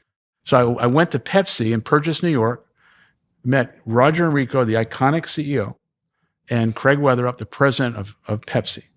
They loved the idea. And we started talking about this. Subsequently, Craig Weatherup and I, on a napkin, I swear, shook hands and created a multi-billion-dollar business for Pepsi and Starbucks in a 50-50 JV on bottle Frappuccino. And Craig Weatherup deserves all the credit for that. And then Craig became a board member of Starbucks. Oh. And Wow. Roger and I were friends until his death. Wow. And served on the DreamWorks board together. How did you find yourself at Coke and Pepsi pitching a bottled beverage? And was there an internal revolt? Because I could imagine people saying, this is a bridge too far. I don't think people knew what I was even doing. I mean, I think maybe a few people, I just had the thought, we got to put this in a bottle. We have to put this in a bottle. And this product, if I'm remembering right, was so successful the instant that it hit store shelves, you had to pull it all off because you needed to like create new manufacturing processes and spin up new factories in order to make enough to actually satisfy demand. Basically correct. And we also early on had a recall where they found glass in the bottle. And Pepsi, to its credit, took all the blame for that and fixed it. But yeah, it was from minute one, the power of Starbucks and bottle Frappuccino and doing something we had never, it was no bottled coffee, let alone. And again, just like the Costco story and the United Airlines story, the flywheel of the awareness and people drinking something they could enjoy at home or at work. Again, it just created another level of velocity on the brand. I mean, I'm just thinking about between the cups, but then United Airlines and Costco and the CPG products, there's got to have been like 50 billion Starbucks logos printed. I'm sure that was maybe more. I'm sure I could estimate it better. But you can see where the size of the equity of the brand was much bigger than the size of the company. Much bigger. Right, because at this point, you were like and then, 800 stores. Yeah, but then something else happened. And that is we wake up one day and someone says, Starbucks is in a movie. And we said, what movie? You've Got Mail. That wasn't coordinated? First of all, Starbucks never paid for placement. Someone must have approved it. I knew nothing about it. And then someone said, you got to see this movie. Starbucks all over it. I said, what movie? Tom Hanks, You've Got Mail. With Meg Ryan. I knew nothing about it. It was just another thing where it was just like a little fairy dust on the brand. Did you know that it was like the good old days where you're like, this is just like... We were so in the mud. We were so in it that we didn't have time to look up. And we were just running so fast, so hard. When you're growing at this pace, it's almost virtually impossible to catch the growth in terms of the infrastructure. And so you're constantly back and forth trying to create that fragile balance between the seductive nature and the intoxication of growth and success and the foundation necessary to support it and not falling too far behind where you lose it. But you never are in a position, at least we were never in a position, we were ahead of it. Never. And so there was a constant push, and I think this is where Oren was the wise man in the room to say, Howard, we just can't do that now. We don't have the infrastructure, we don't have the people, we don't have the systems. And I'd be screaming, we got to do it. If we don't do it, someone else is going to do it. We got to do it. And that takes us to international. We weren't ready for that. Yeah, so I want to, putting a bow on Frappuccino. Yeah. The year after it launched in 1996, Frappuccinos were 7% of revenue, which I can attest to. Maybe freshman year of high school. 7-year-old Ben is like, I had my first hit me with that Frappuccino. Tall mocha Frappuccino with whipped cream and a little chocolate drizzle on top. And like now here I am drinking, what are we drinking here? You're drinking coffee from India. Yeah, and no, it's so good. No cream, no sugar. No, only black. Yeah. And so, the Frappuccino began my journey to the good stuff. So that's the Frappuccino story. 96, 97, 98. I mean, this is the international story. So I love the Japan story. You've told this to me before, but I'd love to. Okay, and there's a couple of things about this. I started taking a couple of trips to Europe and Asia just to get a sense of what the opportunity would be and how would we do it. I quickly wrote off Europe because coffee was there, I didn't think we could possibly enter as an American company. And so we just took Europe This would off be the- like a American luxury leather goods company coming in and competing with Hermes. Yeah, not going to happen. And so we said we just took it off the map. And then we narrowed our focus very quickly on Japan. Japan had a couple of thousand coffee stores named Dotor. You'd walk in there and it was smoke-filled, mostly men, dark, but they were successful. And so I said to the board, we want to go to Japan. The board was incredibly resistant to the idea. Why? You've got all this white space in America. There's no need to do this at the time. And I just said, okay, well, and so one thing led to another, and a board member said, if you're considering this, hire an outside resource to do a study.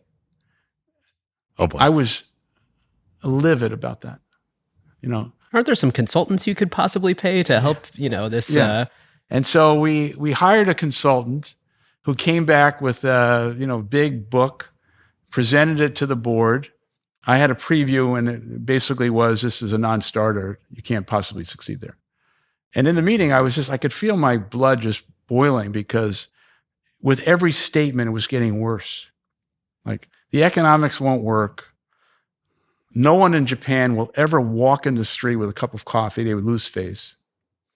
Your no smoking policy, which we had from the beginning, is a non-starter. And you can't afford the economics, the rent. Don't go.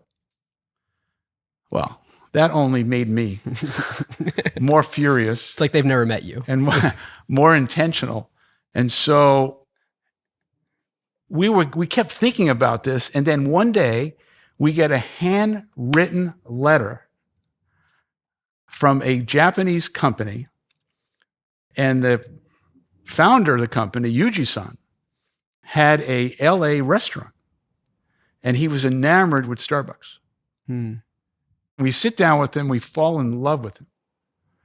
And we weren't ready, but we decided we're going to give it a shot. We go to Tokyo, we meet him, we ended up forming a JV. And, the folklore at Starbucks, which is not that unrealistic, is the reason we went to Japan as an international market is because it had a direct flight to Seattle. That was the extent of our understanding. Now, we open up in August. If you've been to Tokyo in August, it's hot. It's like 95-degree temperature and 100% humidity. It's like getting out of a New York City subway in the middle of August. As soon as you walk out, you need a shower. It's going to be a tough opening because of the hot weather. I'm very concerned about it.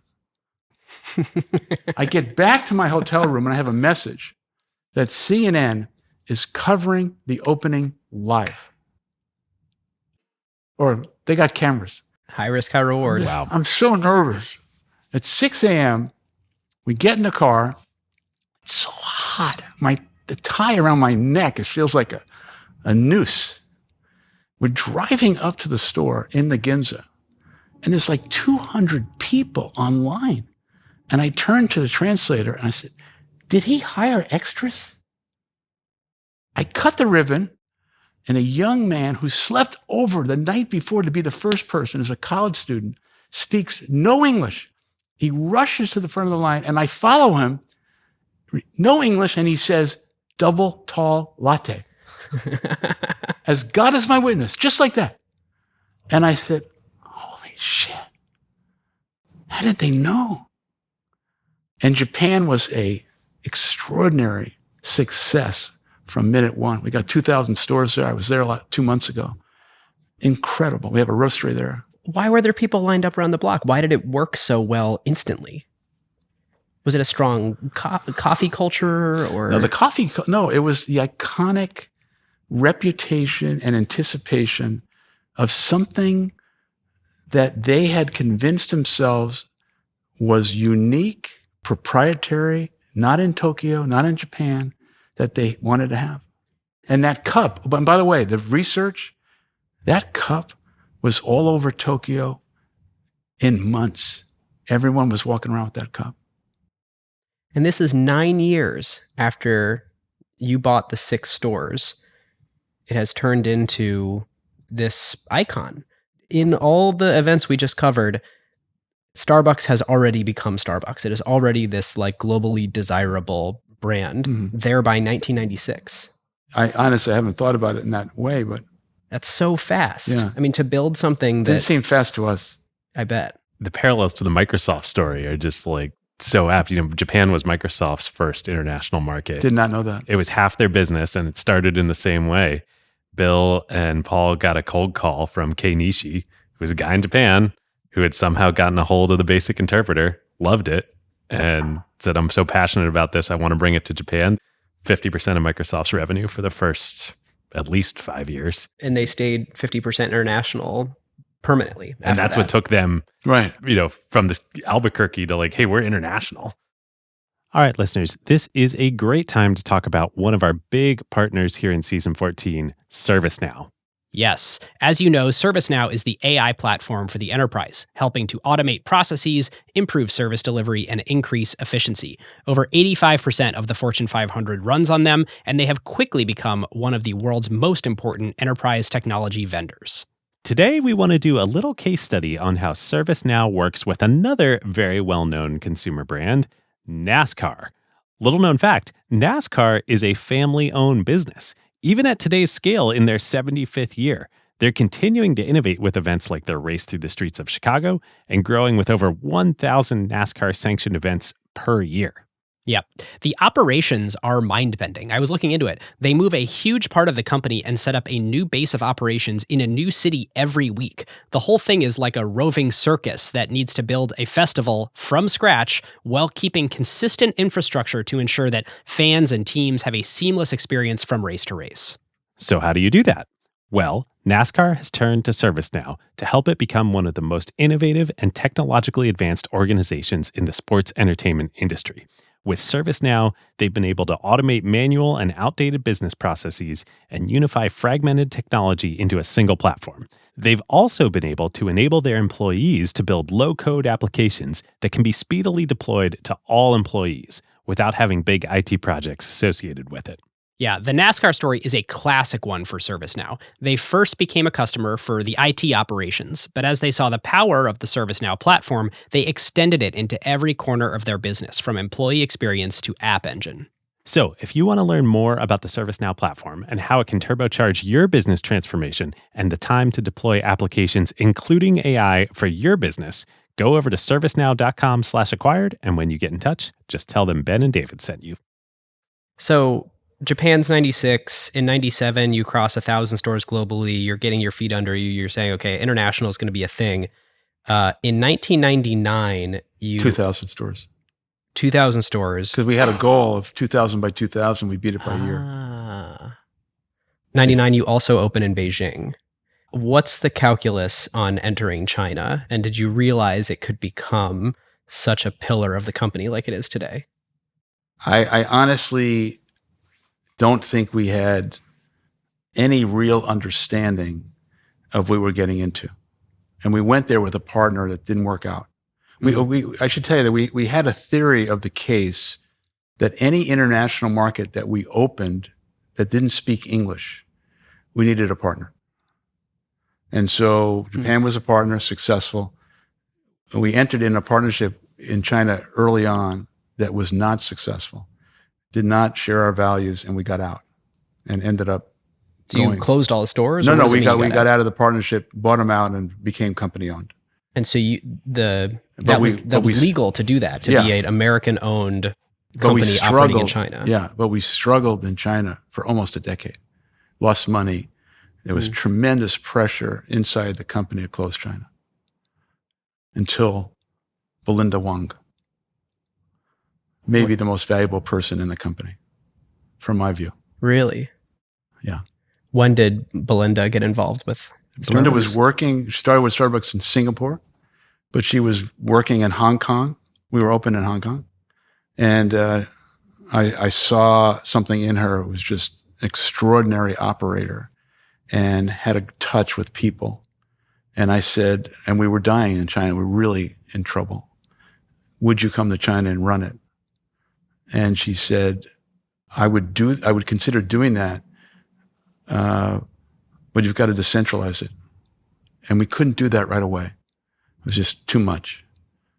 But she changed the course of history for Starbucks in China. What year was that? That she took over the role? I think it's about a decade after we opened. Okay. Well, she's still there today. I asked because I want to come back to it. There's a whole interim, between 2000 and 2008, where you are not the CEO of the company. Right. So in 2000, I mean, if you've been listening to this episode, the theme that should be occurring to you is, oh my God, basically everything worked. And I know it didn't feel like that on the inside. No, but it didn't. You read all those investment banking reports, and it's like, hey, Starbucks. Here's all these price targets for Starbucks, and here's what we think they're going to do in earnings, and they beat it again. And 30, 40 quarters in a row, it's just like this, I would say perfectly predictable, except you actually kept exceeding the expectation. So it wasn't predictable. I did 100 quarterly conference calls as CEO. 100. Yeah, that's a lot. I bet. That's a lot of earnings prep, because each one of those has 2 weeks before it of. The truth is, the majority of those were no script, which became the lawyers took over after that many years, but no script. Which is your preferred communication style. I mean, it seems like whenever I see you up speaking, there's no teleprompters. It's from the heart. So at this point, I don't want to say it would be incorrect to say Starbucks is running itself, but it's in a great place. Right. And you step into the role of, is it executive chairman? Yes, executive chair, with Oren as the CEO. In 2000. Yeah. What was your... I think I was physically and emotionally exhausted. Kids were getting older. I had missed a lot. Just think about all the things we were doing. And I had so much confidence in Oren, so it was no problem. And so that's what I did. But I was still engaged, but I was, not running it day to day. And at this point, it's 3,500 stores. The company's doing $2.2 billion in revenue. It kind of feels like, okay, I can get some distance. I can do other things in life. It's going to work out. At some point, Oren transitions the CEO role to Jim Donald, which I assume you were also very involved in. Yes. In working with him. What was that transition about? Oren never wanted to be the CEO. He's not a front guy. In fact, he's shy and never wanted to be on the stage as a CEO. So he said, I'll do it for a couple of years. But he's always kind of knocking on my door saying, we need a new CEO. And we didn't have anyone internally. Bihar didn't want it. And so we did a search.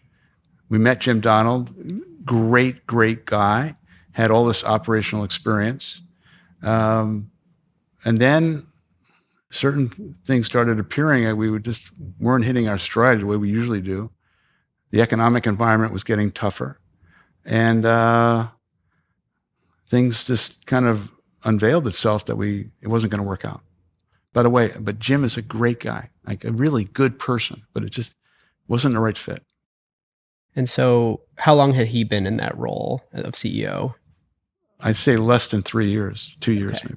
But basically, the 2008 happens, and so the cataclysmic financial crisis is unfolding, and that plus the cracks that we were experiencing, board meeting, and I don't think the board meeting was set up for me to return, but it just kind of happened in the meeting about, okay, we got all these problems. What are we going to do? Do you want to come back? And yeah, I'm going to come back. And that was never your intent. When you stepped away, you thought you were. It was really not my intent away. To come back, and it was certainly not my intent that we're going to run into problems. And so, in the Christmas vacation of 2007, I knew I was going to return in January. And so I was on holiday, and I was starting to think through what I was going to do. On that holiday, a friend of mine, I didn't know he was there, but it was Michael Dell was there, and I must have talked to him almost every day about the transformation of Starbucks. And he was going through a similar thing at Dell, almost at the same time. So we had so many things to talk about. And we were comparing notes and everything. And so in early 2008, I spoke to Jim, and I came back in 2008. And when you came back in 2008, I mean, this is the whole crux of your book, Onward. there's an entire book's worth of material here, so we're not going to do it all. Okay. But suffice to say, just to put some numbers on it, the market cap had dropped from $30 billion to less than $7 billion.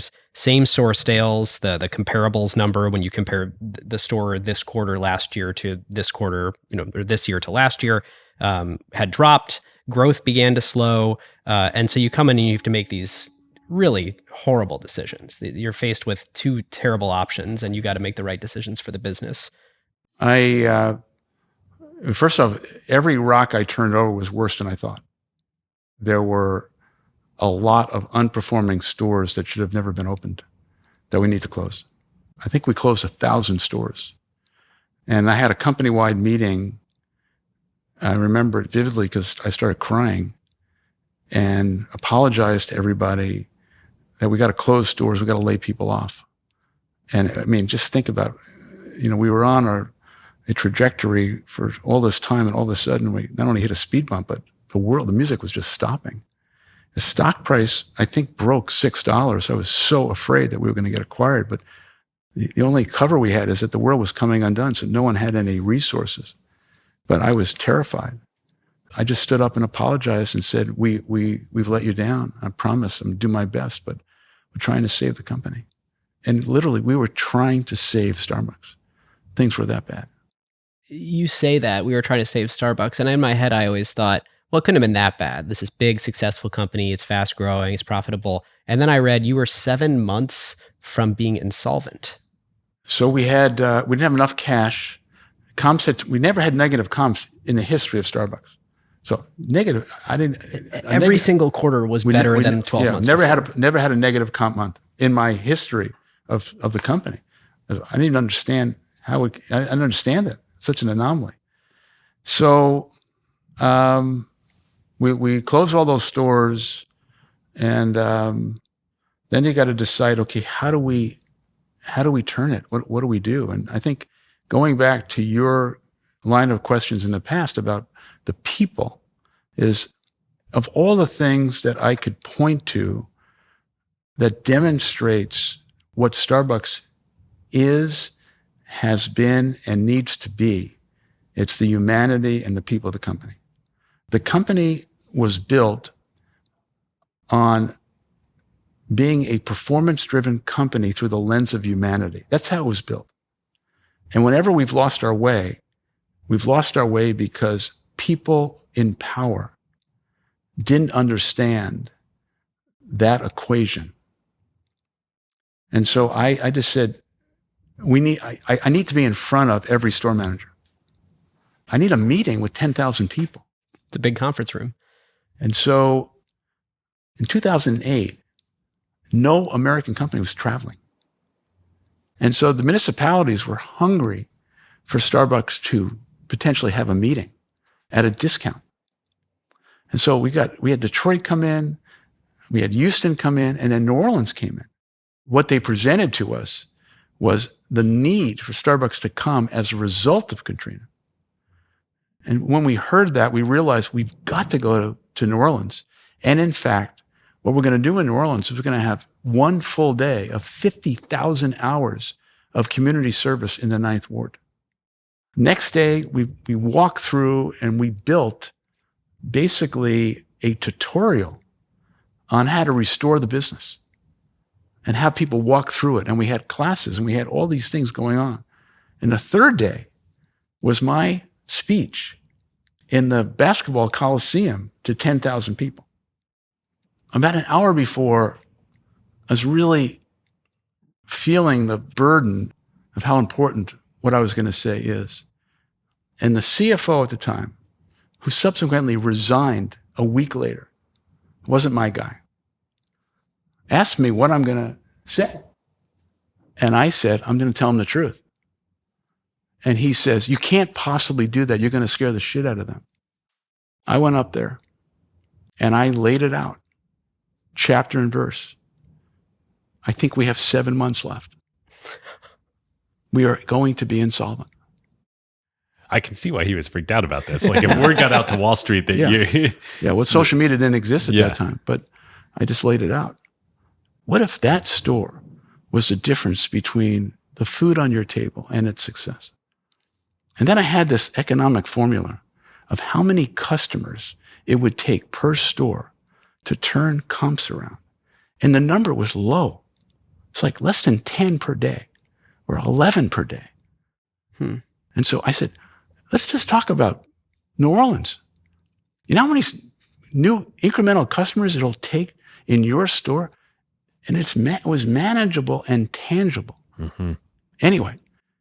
Right, because you could actually imagine, okay, if 10 more people walk in the door today and I delight them in a particular way that brings them back tomorrow, like we're turning this thing around, or we're turning this one store around. And if everybody does that. Yeah, and the problem when you get this big is you start thinking about large numbers.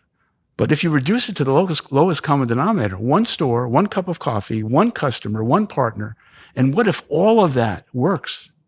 Well, we rushed out of New Orleans like an effing tidal wave, and we never looked back.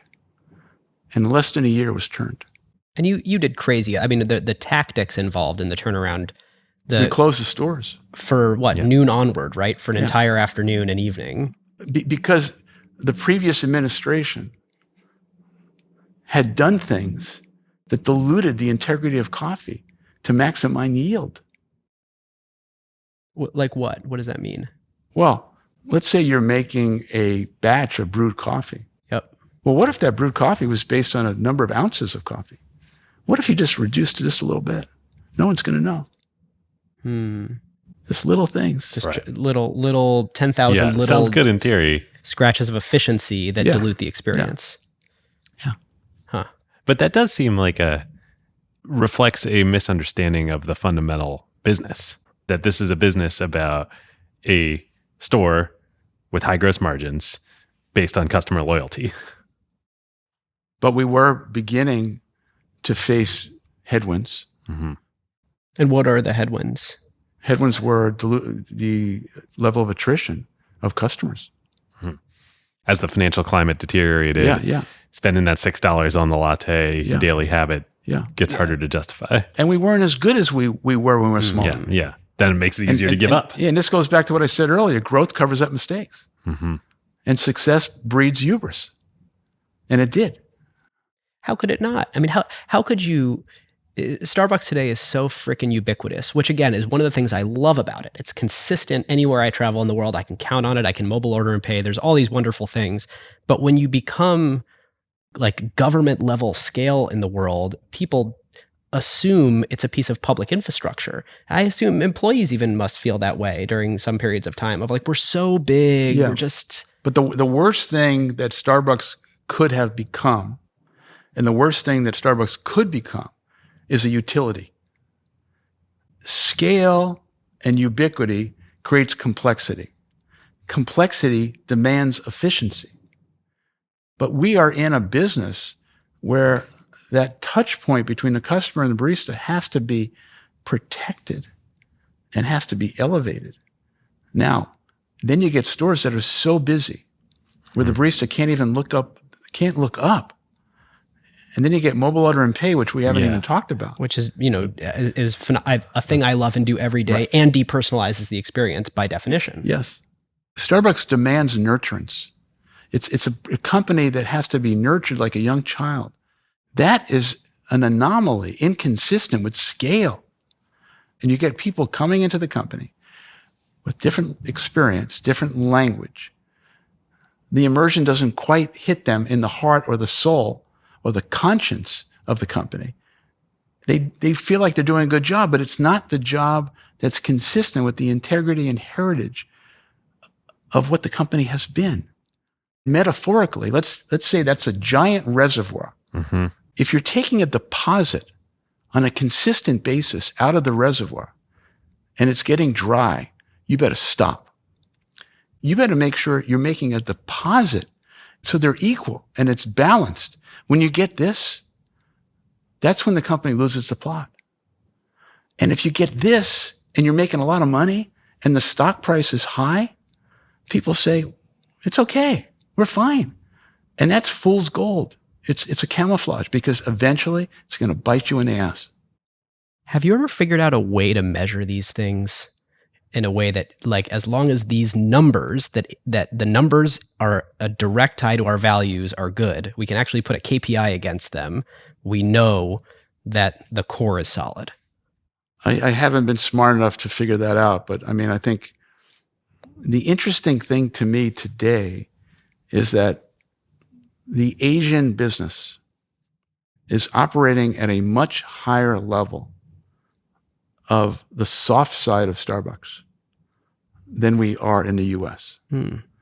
And I understand your Belinda Wong comment.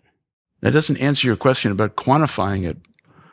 But when I am in Asia, I see things that are very elevated to the brand that speak to the financial performance of those markets, which are very high.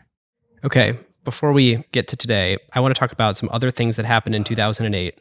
2008 was a big year. So 2008, 2009, 2010, there's no way to put it other than a wildly successful turnaround. Your low point in 2008, profits were $315 million, and by 2010, they were $945 million. I mean, I don't know how we did that. Well, we just went through a lot of the ways of how you did that.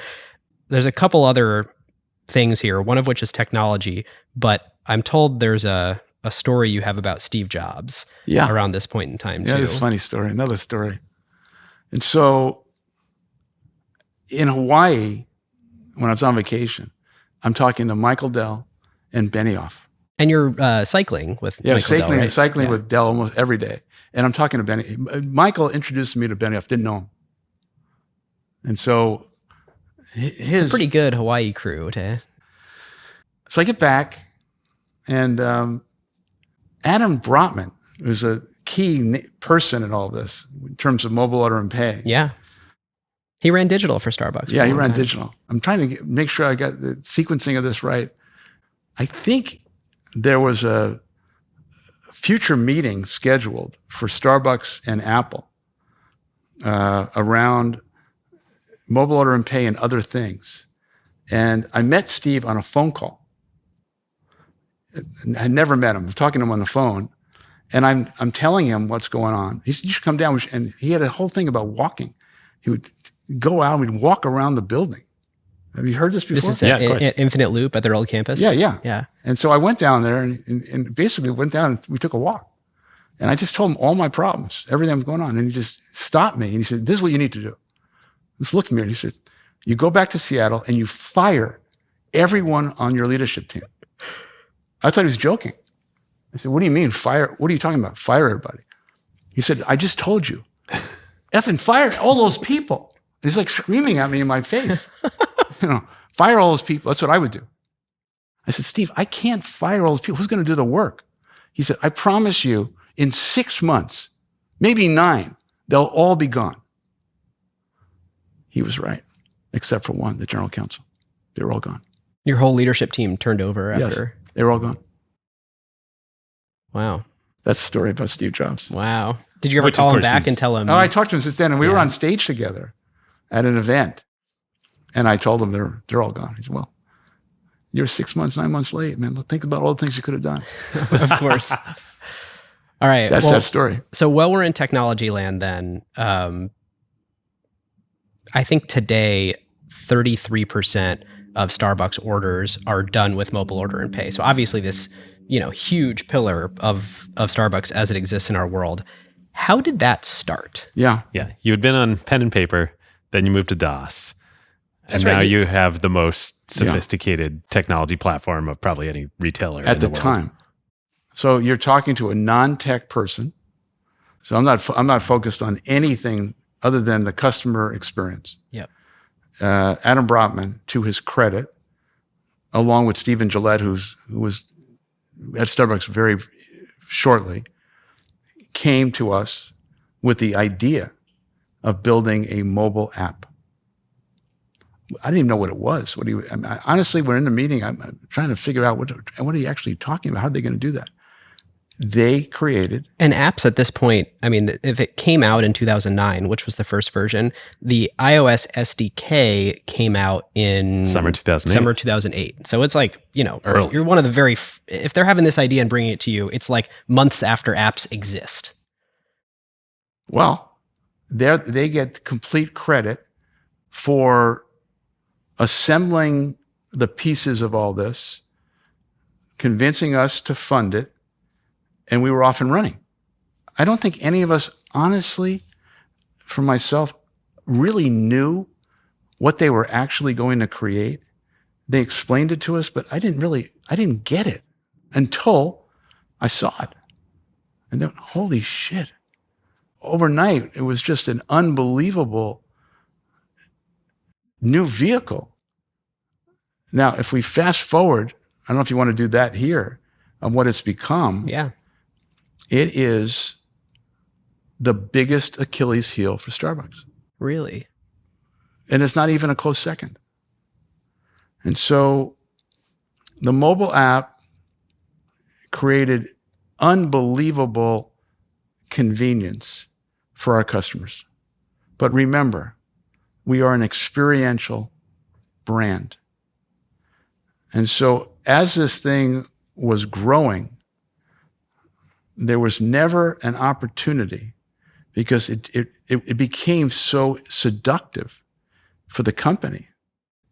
It also created an even better business model for you, right? It was more efficient, and you get the float with customer funds. All that is true, but it was beginning to deteriorate at a rapid rate.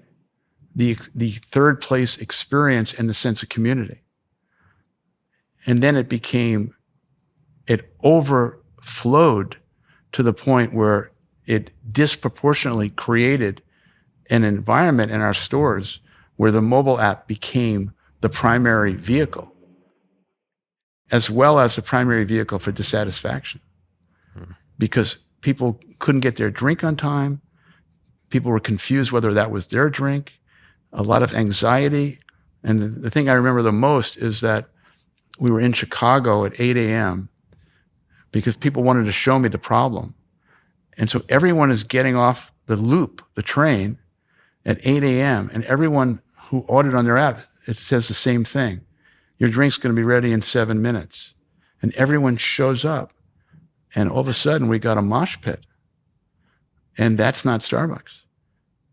And so the company did not do a good job of anticipating the technological refinements that needed to be put in place to avoid what was happening. And I want to be fair to everyone who's managed the company. For about a 5-year period, remember, I wasn't involved in the company from basically 2018 to 2022. Yep. I was not involved. You stayed CEO from 2008 until 2017. Then I left. And there were no bad people, and no one had bad intentions. But the heritage and tradition of what I've described, which is so vital to the nurturance, was lost. Well, it was so seductive. Yeah, the stock was at record high, and the company was not investing ahead of the curve and not paying attention to the velocity of the mobile app and what it was becoming until it was too late. And the company has that problem today, which they will solve, but it's late. And also, everyone has caught up to we were the only game in town. And the novelty of that and the uniqueness of it, especially for our product. Mm-hmm. And everyone pretty much copied it. It is interesting David keeps saying it's so seductive, to put some numbers for listeners wondering, why is the mobile app such an interesting thing? David pointed out the float. So of course, if you look at Starbucks financial statements, right now, at any given time, there's about $1.8 billion of cash that Starbucks has gotten in the form, effectively, as an advance from customers that Starbucks can use to operate. It's like this amazing growth, capital, store expansion, et cetera, et cetera. Right. We're not the only one. I mean, everyone. Right. The Amazon has this. Apple. Yeah. Apple has Berkshire this. has this. The insurance business. Yeah. But it's effectively interest-free loan from customers, and a loan that's not all going to get called at once. It's some of it will never get called. Right, the breakage. And so there's this benefit of it's a reasonably predictable amount of cash that comes in that you get to use, for your advantage. In terms of velocity, about $14 billion a year gets loaded onto gift cards. That's unbelievable. I mean, that if you actually like look at all of the banks in America, if Starbucks were a bank and you treated the gift cards as deposits, it would be in the top 10% by deposits of banks in the United States. It's this like unbelievable business model that happens to exist inside of this experiential business that powers this experiential business. But to your point, you have to keep it from eating the core. Yeah. So let's just go back, not to the economics, but the idea itself. And I think whether we talked about bottle frappuccino, the cup, if you just thread all these things, there is a common through line. And that is, we took a commodity business and we transformed it into a premium product, brand, and experience. But when you are disrupting the market, there has to be some governor on the disruptive innovation to monitor how is it being used, how is it being abused, and the era of judgment in the period where this was really kind of where it really took hold, this 5-year period between 2018 and 2022, is a government didn't exist. Oh, you feel like it wasn't really taking hold in that whole It was taking hold before. And I'm not criticizing anyone because everyone's trying to do a good job, but the result is the unbelievable success. It disrupted the experience. Yeah, and now you have stores that are entirely built to just pick up mobile orders. Yeah, and so and my view is we should not succumb to the mobile app. Looking back now, I'm not. When you're in the moment and you and others in the management team, things happen. But knowing what you know now, are there a couple key design decisions or things that you would re-architect differently about the mobile app experience? I don't think I would have allowed the mobile app to be on demand 24 hours a day. I would have slowed rolled the availability of it, and then understood how it was being used and whether or not it was going to disrupt the experience. But now it's on demand whenever you want it. Right. And now you can't shut it off from 8 to 9. The expectation's No, you been just set. can't. Genie's out of the bottle. Whenever I get that message, mobile order ahead is not available at this time, I'm like, oh, but it's available 99% of the time. It's not available now. And because the store's I won't even go to a store if it doesn't have the it. store's overrun. You wouldn't go. Yeah. That breaks my heart. I hate that. Hate to hear that. Well, there's certain No, I stuff. understand. I went to the Presidio store yesterday in San Francisco, and I would go there no matter what. No, I only agree with you in airports. In airports, I'm so time constrained that I'm like, if mobile order isn't working, the line's too long. But I've had plenty of times where like I'm looking at stores in the radius. I'm traveling. I'm in a new city, and it's like, well, I'm only going to go to the one that's open for mobile order and pay. I'm not even going to try. Fascinating. Yeah. I got to hit one other, Howard, I know you hate it, but one other like amazing business model benefit of mobile order and pay. If I'm buying $6 lattes over and over again with my Visa card and Starbucks is getting hit with 30 cents every time, instead, if I'm buying $25 gift cards, well, that's now 3 out of 4 times I'm going and buying my coffee and Starbucks doesn't have to pay Visa 30 cents or the bank 30 cents. That's a pretty amazing business unlock. Like, I'm aware it degrades the experience, so you have to find ways to deal with that. But I'd be more than willing to sacrifice economics to go back to ways to enhance the experience myself. But I'm not in charge. All right, listeners, this is the perfect time to talk about another one of our favorite companies and longtime acquired partners, Pilot.com. For startups and growth companies of all kinds, Pilot handles all of your company's accounting, tax, and bookkeeping needs. And in fact, now is by far the largest startup-focused accounting firm in the entire US. We talk all the time on Acquired about Jeff Bezos' AWS-inspired axiom that startups should focus on what makes your beer taste better. In other words, only spend your limited time and resources only on what's actually going to move the needle for your product and customers, and outsource everything else that you need to do as a company but doesn't fit that bill. Yeah. While we're in beverage land, Starbucks is actually a great example of this. There are so many things that are not proprietary to Starbucks. For the most part, they don't own the real estate that the stores are in. They don't manufacture the bottled beverages like frappuccinos that you see in grocery stores. They use Pepsi for that. And they don't make their own cups, napkins, silverware, any of that from scratch. They focus on what makes their coffee taste better. Aha, I love that. For startups and growth stage companies, accounting is example number one of this idea. Every company needs it. It needs to be done by a professional, and you don't want to take any risk of something going wrong. But at the same time, it has zero impact on your actual product or customers. So enter Pilot. Pilot both sets up and operates your entire company's financial stack. So finance, accounting, tax, and even CFO services like investor reporting, from your general ledger all the way up to budget and financial sections of your board decks. And they've been doing this now for years across thousands of startups from Silicon Valley and everywhere else. So there's really no one better that you can trust to both get your finance right and make it easy and painless for your company. Yep. And when you say thousands of companies Pilot does this for, these are now companies like OpenAI, Airtable, and Scale, as well as large e-commerce and other companies. So it's not just that they have experience across startups, they can also keep working with you as you scale to the growth phase and beyond. So if your company or a company you start in the future wants to go back to focusing on what makes your beer or coffee taste better, go on over to pilot.com/acquired and tell them that Ben and David sent you. Thanks, Pilot. Moving on from technology and mobile order and pay, there's one more, to my mind, key pillar of the Starbucks tapestry, and that's real estate. And maybe this is a good time because I feel like around this era is when people started looking at Starbucks and scratching their heads and being like, there's two Starbucks across the corner from one another. These guys must be insane. Talk to us about real estate.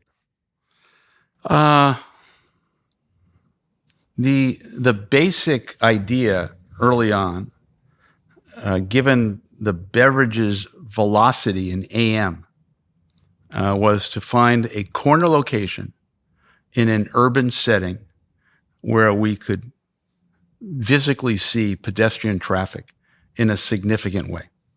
And so we would go to cities and count, just physically count how many people were walking by, what hours they were walking by. And once we had a model of success, it became clear to us what we needed. And also once we became aware of co-tenancies of certain tenants that would be interesting to us, we also were very intrigued with being next to a grocery store early on because of the frequency in which people were buying food. Anytime we were in an office building where there was 3,000 to 4,000 people in a building, that was a home run. But then it became very clear that there were locations that we never imagined we could be in that became wildly successful and just opened up an aperture to us that basically we had opportunities to do things that were not traditional for a retailer. Now, the other thing, which we haven't talked about, is a decision I made early on not to franchise, which surprised you haven't mentioned that. Oh, well, there were franchises. But let me explain that if I can, which is all part of the real estate strategy. I never believed that we could build, maintain, and elevate the culture of the company, which I viewed as the thing, in a franchise system where we had individual franchisees who had their own subculture.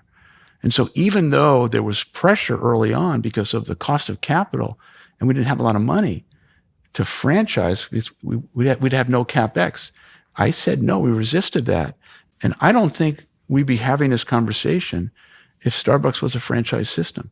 Because McDonald's, extraordinary company, but they're a commodity-based product. Well, as you've been saying, it's from the beginning, it was about elevating. Yeah. McDonald's, great company, but nobody would ever accuse them of elevating, I don't think. Yeah, and that's why I don't want Starbucks to become transactional. Coffee is personal. The biggest magic and the lightning in the bottle is when you go to Japan or Shanghai or Malaysia and you see the culture in a way that you just can't believe. Like, how did it happen that we were able to transfer this to another country, different language, different culture, different politics? How do we do it? That's actually quite befuddling to me because so many food and beverage concepts do not transfer geographies. And I think it transferred because young people around the world, we all want the same thing. They want opportunity. They want to be respected. They want dignity. They want to make their parents proud. They want to work for a company that they believe in. And when I see what we've done around the world, I'm moved emotionally because the humanity I speak of is universal. That's why when I came back from China, what I said was, I just want to say something about China and the US. I know all the rhetoric and the propaganda about our two countries, but what I see is that we have so much more in common than we have differences. And that should be the theme of the world right now.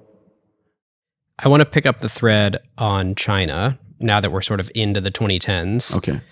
This decade saw huge, ridiculous growth in China store openings. So there were 500 stores in 2011, right, when you're sort of coming out of that, the rut. By 2017, there were 3,000. Today, there's almost 7,000. And there was a stat that was reported that a new store opened in China every 15 hours in 2017. True. Now bring us to that seed that you planted earlier with Belinda being the single most important employee. China presented the enormity of opportunity with the significant challenge of pioneering. And it's a tea drinking culture. Yeah, tea drinking culture, no morning business, people eating rice in the morning. We got real estate wrong. We got breakfast wrong. But it was all coming from the control of Seattle. Did you go in with essentially the Starbucks concept? Yeah, it was exactly what you see right now. There's no different. But they didn't know, the Chinese people hardly knew what coffee was. There was no morning traffic. And in the early days of our partner, we didn't see eye to eye, so we got them out. When Belinda came along, we had a world-class operator who had succeeded in Singapore and Hong Kong. She's a strong person who believed that Seattle, the way we were organized, was not a formula for success. You can't have people in Starbucks in Seattle designing the breakfast menu who have never been to China, who think they're going to eat blueberry muffins. And so when she said to me, I will do it if I'm in control of everything. So I want to decentralize China. I report to you. It's you and me and John Culver, who runs international. Mm-hmm. Take Seattle out of the equation. We were failing. What choice did I have? She turned it. She single-handedly built the China business. Today, 18% of Starbucks' revenue is China. Yeah. She deserves all the credit. John and I have been to China almost every quarter during the building years of turning it with her. And all the government meetings to tell the Starbucks story. And then we did things in China disruptively. Well, Belinda decided that she could go to the government and go to an insurance company and come back to Starbucks and get government approval for Starbucks to do something that had never been done before and provide health insurance to the parents and grandparents of our partners. Cool. So the Chinese government was so intrigued, sitting down with them saying, can you explain, why do you want to do this? Right, you don't have to. Yeah. Right. Yeah. Because it's the culture of our company. We want to do everything we can to benefit our people. Humanity, and it's universal. But it's so, I think, important to just create some guardrails. So one day in the early stages of Starbucks, Howard Beer comes to my office one day. Remember, we're small at this stage. And he says, we got a terrible situation. He said, the manager of the Seattle Trust store on 2nd and Madison, Seattle, Tom Kerrigan, has AIDS. Now, AIDS at that time was like leprosy. Leprosy. So Tom comes in and he says, I need to resign from Starbucks. And he's crying. Do you have any health insurance? No. And so we covered Tom Kerrigan from that point on. But it was those kinds of imprinting moments, and there were many like that. Right. I think it's funny. So I have heard that story probably 5 times because I've consumed an incredible amount of Starbucks content over the last couple of months. And I've heard a story about Starbucks employees wanting to buy a cow for a farmer in Africa, and stories about Flint, Michigan, and stories about the initiative to bring the company together to try to bring the country together when the government was shut down in 2013, whenever that was. And I was getting frustrated watching all these stories because I kept thinking, this is not the answer to why Starbucks worked. These are these one-off anecdotes that are, sure, they're emblematic of some broader theme, but at the end of the day, like, the answer to why Starbucks works has to be something about the business model. And every time you walk into the store, XYZ happens, and here's the economics. But it turns out there are thousands of these stories, and it's the humanity seeping through. And it's hard for the company to tell the story because everyone just feels like a random one-off example, but they're happening in every community in every part of the country. And I think that is for me, as like a business historian, that's been the thing that jumps out, is there's no other company that we've studied that has this sort of obsession with people and humanity the way that Starbucks does. And we're not perfect. And so we do make mistakes. And when the brand is being shined so brightly, it's a high standard to be held to. We live in an environment where if you do make a mistake, and we are human and we're going to make mistakes, unfortunately that becomes the thing. Yep. And it's tough to fight that. Are you open? I'd love to kind of flash forward. You were CEO through 2017. Kevin Johnson took over 2017 to 2022. You came back for 1 year as interim CEO, and now Laxman is the CEO and has been in the seat for about a year.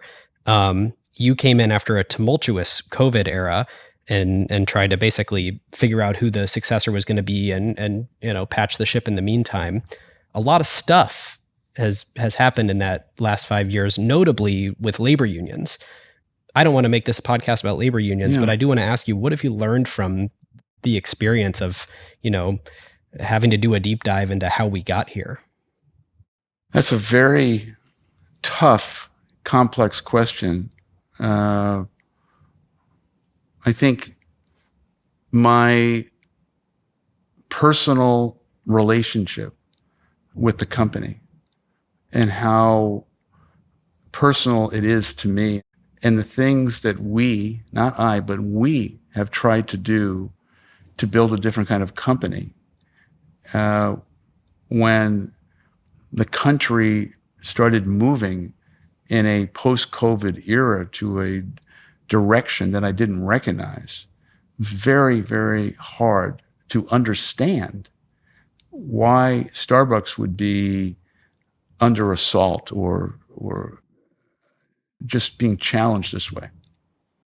Particularly when you had built a reputation on a fact pattern and a history of being unbelievably, kind to your people. Yes. Yeah. I entered Starbucks as the interim CEO when this was already going on. And I think the company made some early mistakes, some of which were COVID related. Again, no textbook had to deal with COVID issues, health issues, safety issues. And then I think underestimated the groundswell of public sentiment for this movement in America. And then became vilified for trying to defend the company in a way that I thought was appropriate. I think what's lost in all this is the percentage of stores that have been petitioned, and the number of people is very small in relationship to the whole.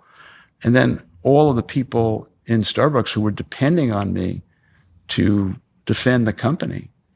And trying to do that in a world of disinformation is very difficult. At the time when I was trying to restore the company back to health, clearly mistakes were made. This story is still unfolding, and my heart's with the company. But the thing that I think was lost in the story is the shareholder is not the primary person. It's the Starbucks partner in the green apron, which is the cloth of the company. And if we exceed the expectations of the cloth of the company and our people, shareholders and customers are going to win. That's been my whole life story. And that's basically worked for decades and decades. Yeah. It also seems like Starbucks has become such an institution in our society that leading a small disruptive organization, everyone gives you the credit for all the positives and all the exciting things you're doing, and you sort of get a pass on anything that didn't work. Move fast and break things. When you're at this scale, everyone expects you to be wildly successful all the time because you always have been, but anything that's misaligned, that is where 100% of the focus is. Well, I think if you take a step back, not from Starbucks, but if you say to yourself, what company has gotten big in the food business and stayed true to its core purpose and reason for being, and then stayed positively inclined to its customers? So, what are you going to name? And so the odds on getting this big and still being revered for who you once were is very, very difficult. And I would argue, in so many ways, we are better today than we were when we were smaller. That is expected of us. But I don't think we get much credit. Maybe we shouldn't. Maybe this is our responsibility. The elements, the characteristics that built the Starbucks business, the culture, is compassion, empathy, and love. Those are not just words. It's like real things that are not, they're not being taught in business schools. And people on the outside view it as not true. Well, I'm telling you, the reason we've succeeded is because the underpinning of the company's purpose has been just that. And it's much harder today to execute that because you're dealing with cynicism as the first order of defense that you have to overcome. But the responsibility as leaders is to do just that. All right. I'm going to take us to Starbucks today. I'll kind of map that out and give you the stats. And then we're going to go into Playbook, where we basically try to take all the lessons we just learned over the last few hours and figure out why did Starbucks work, and at such a grand scale that it did. So to catch listeners up on the business today, Starbucks does $36 billion in revenue, $4.1 billion in net income. There are 380,000 employees. You gave me a stat. I think over 450,000. 450,000 globally. now. I must be using an old number. And over the lifetime of the company has employed over 5 million. Yes. 5 million alum. That is scale right there. 39,000 stores globally in 86 countries, almost half of which are in North America, 18% in China, and about half of those are licensed franchise and half are company operated. And so while we're not, you mentioned we don't franchise in the traditional McDonald's sense, you do these joint ventures and you do this way of entering countries where you don't need to own and operate the entire store yourself. They're not franchises in the typical sense. Yeah, so tell us about And I think we should talk about that. Yeah. The joint venture relationships that we've established, and some goes back almost 30 years, in the Middle East, in Latin and Central America, now in Italy, in the EU, in India. And what does it mean to be your partner? So every country is different depending on the economics of that country, the political issues. Some countries have been an 80-20. Starbucks owns 80, they own 20. Some are 50-50. Some of the 80-20 started out as 80 for us, and they bought it in over the way. It depends. So, but the key thing is, whether it's Alberto Torrado in Latin and Central America, Mohammed Al-Shai in the Middle East, the Tata Group in India, the Percassi family in Italy, They understand the culture and values of Starbucks. And so tactically, what, you said it's not a franchise in the traditional way. What are Starbucks responsible for, and what is the partner responsible for? Starbucks is responsible for roasting the coffee, for all the recipes, which are consistent with Starbucks worldwide, a co-design of the store where we're designing the store with the JV or the licensed partner, and they control all the operations. And so all of Starbucks's franchise or licensed stores are done in this way, where there's a partner in a country. Yes, they're not no individual licensed franchises of any kind, unless it's certain real estate that we can't get, that we want access to, like a roadway on a highway in Switzerland, or something odd. I see. And airports are this way, right? And airports are master licensed with the master licensee, like whoever has it, in like Marriott or whoever has it. I gotcha. Or Target that has 2,000 Starbucks stores. And those are Target operated. Yes. Yeah. I see. And great partner. And Brian Cornell, great guy. And it's interesting. Basically, half of Starbucks stores look like the platonic ideal of coming out of the Starbucks HQ. Here's how we imagine this store to be. And half of them are, there's some reason why we alone can't do this and need a partner. And you but spend the a lifetime building this. I mean, ideally, you want the customer experience to be the same worldwide, regardless of the shape and size of the store where it's located. Makes sense. Which is not always the case. I admit that. So one market that we haven't talked about that I want to ask you about while we're in this, and then we'll get to Playbook, is Italy. Yeah. The whole thing came out of Milan. Right. And yet for decades, 50 years. No Starbucks. 50 years. No Starbucks in Italy.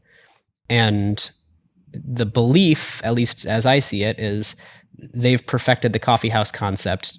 Don't bring an imitation in here. Okay. Yeah. But it's worked. It's working phenomenally well. Why is Starbucks being so well received in Italy?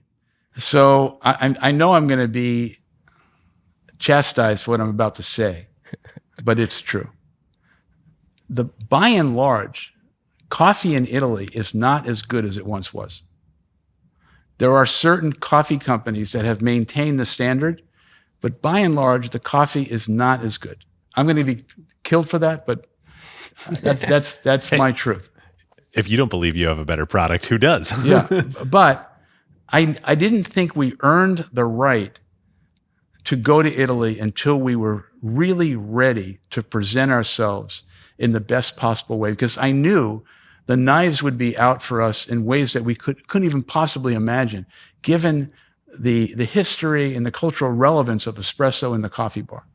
And so we waited until the Roastery. And so before we get to Italy, I have to explain the Roastery for you. Please. Yeah. So, I mean, the first time I went in there, kid in a candy store, wide eyes. So there are 6 roasteries starting in Seattle, Chicago, New York, Tokyo, Shanghai, and Milan. The Roastery itself is probably the most entrepreneurial, creative project that I could recall in my history of Starbucks. What is the experience we could create that just absolutely blows people away? So what did I do? As a kid, I've loved this movie. And so I invited the most creative people in the company to my house. And I said, we're going to watch a movie. Of course, they thought I was nuts.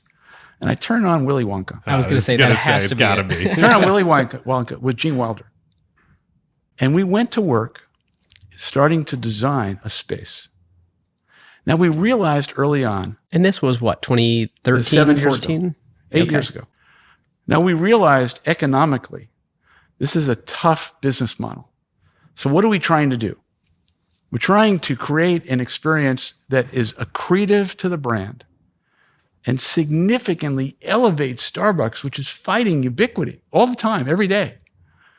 And so we created this 30,000 square foot space in Seattle, which we opened 7 years ago, which is the most dynamic, entertaining vehicle of theater, romance, seduction, and we open it to rave reviews, and we're manufacturing, like Willy Wonka did, we're manufacturing and roasting coffee in the space. Which makes the smell of the... It's just amazing. amazing. So we open it up, and then over time, we start opening a couple more. We got approval from the Chinese government to manufacture in the center of Shanghai. We open up a 40,000 square foot in Shanghai. We open up an incredible space in Tokyo. We open up in the old Crate and Barrel space in North Michigan Avenue in Chicago. We open up in the meatpacking business in New York.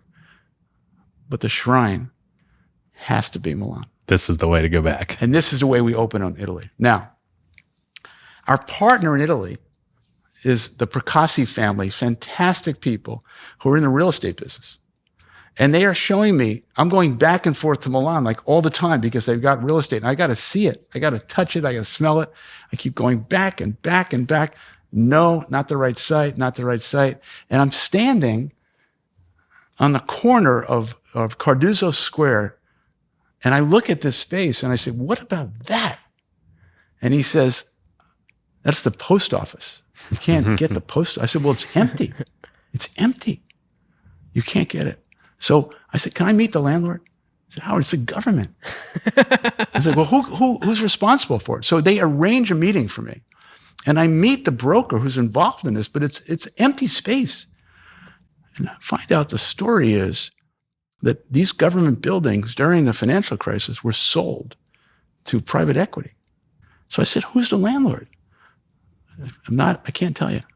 I said, you have to tell me who the landlord. Private equity that's letting real estate sit empty? But it's empty. I know where this is going. Okay, it turns out, I know I'm going to get killed for this story. You're going to have to fix this. Turns out, the owner of the space is Blackstone. No. I knew it. Of course. So I said, why am I in Italy? I called John Gotta Gray. go to New York. I called John Gray up, friend of mine. No way. I said, John, I'm in Milan. Do you realize you own this space in Cardozo Square? There used to be a post office. He said, I don't know. Let me check. I said, John, I'm coming to see you tomorrow.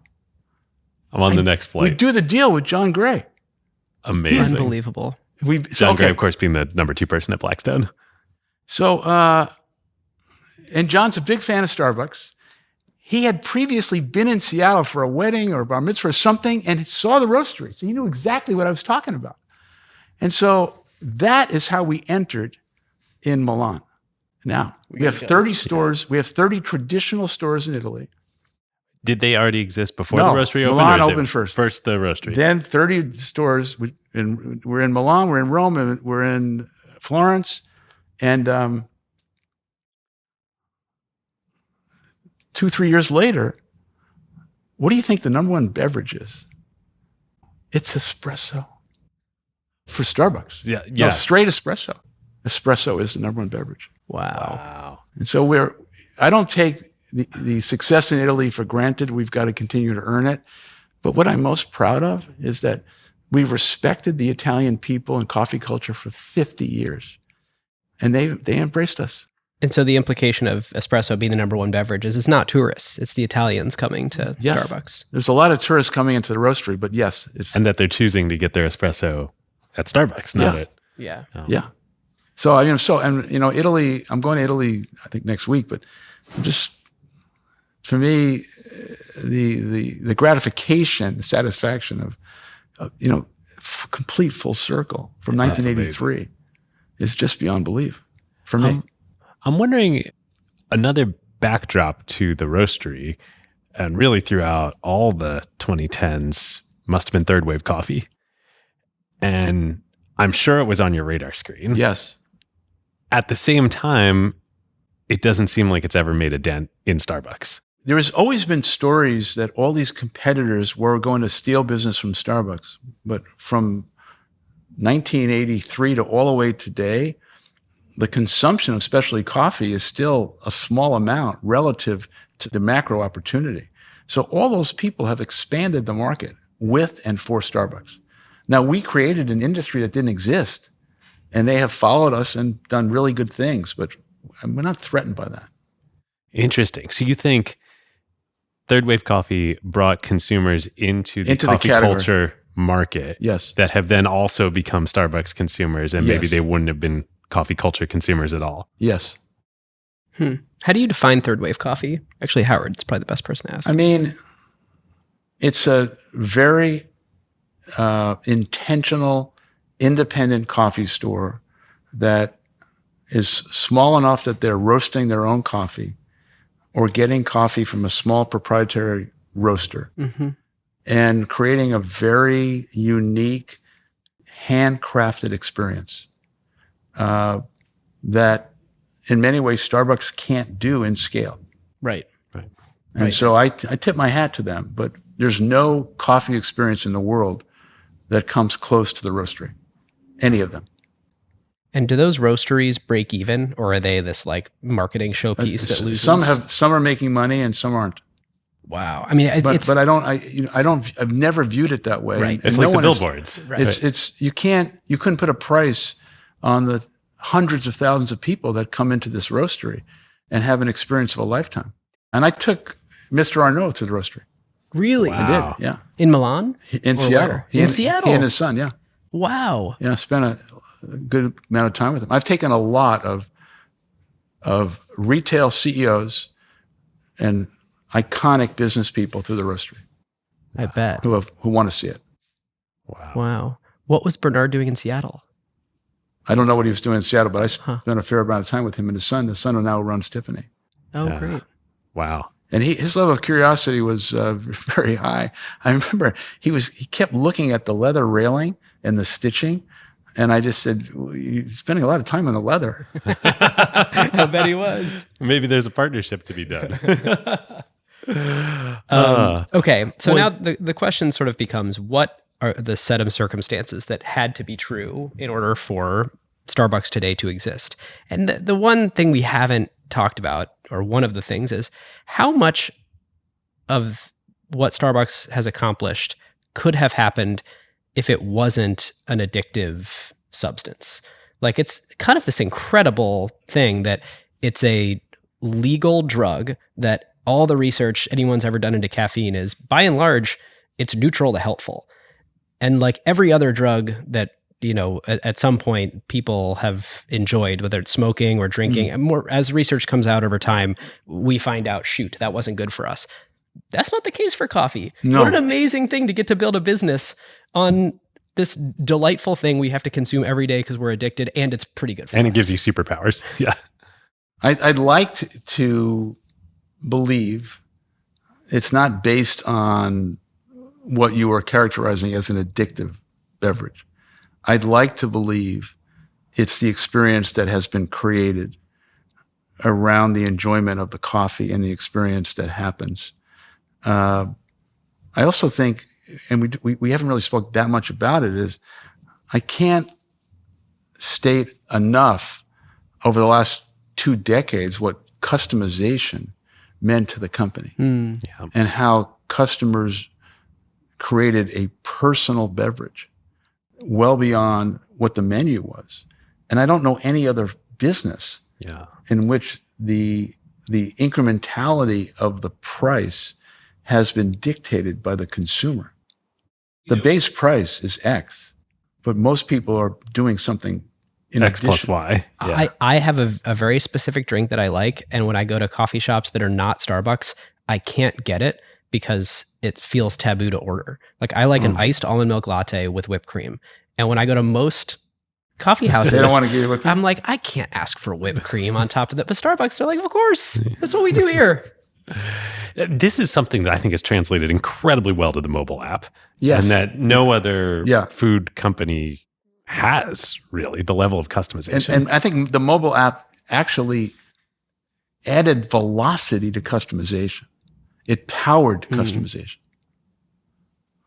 yeah. And I think the Starbucks barista deserves so much credit because they are dealing with so many different variations of beverages, some of which they're making for the first time on the fly. Yeah. Hard to do. It's a hard work. It has to be a good number because there's, I don't know if it's, I haven't done the math, billions, trillions of combinations of possible drinks. And so it has to be every single day as a barista, you are making something for the first time. Yes. I think the number that people use inside the company is 100,000 different variations of beverages that are being made consistently. 100,000 different beverages. Wow. This is actually a really interesting way to lead into Playbook, because on the surface, it's like an obvious question, right? Like, yes, it's an addictive substance, caffeine. It's like, of course. On the other hand, you're in a highly competitive market. Right. Yeah. Selling a commodity. And the market actually is commodity. not just coffee. It's, let's stick with this theme, it's caffeine broadly. Well, of which there's Coca-Cola, there's Pepsi, there's, Well, not only that, but every food company, every retail food business from McDonald's on took a page out of Starbucks, went to school on us, put espresso machines in their stores and started doing coffee beverages. Right. That also expanded the market. And I think the real question is, for us here, nobody has built Starbucks, despite decades in a highly competitive market with whether it's third wave or competitors in other geographies or domestic competitors or McDonald's getting into the business or Folgers and Maxwell House. There is a unique tapestry that we've been weaving throughout this episode that, in Hamilton Helmer's terms, has power here.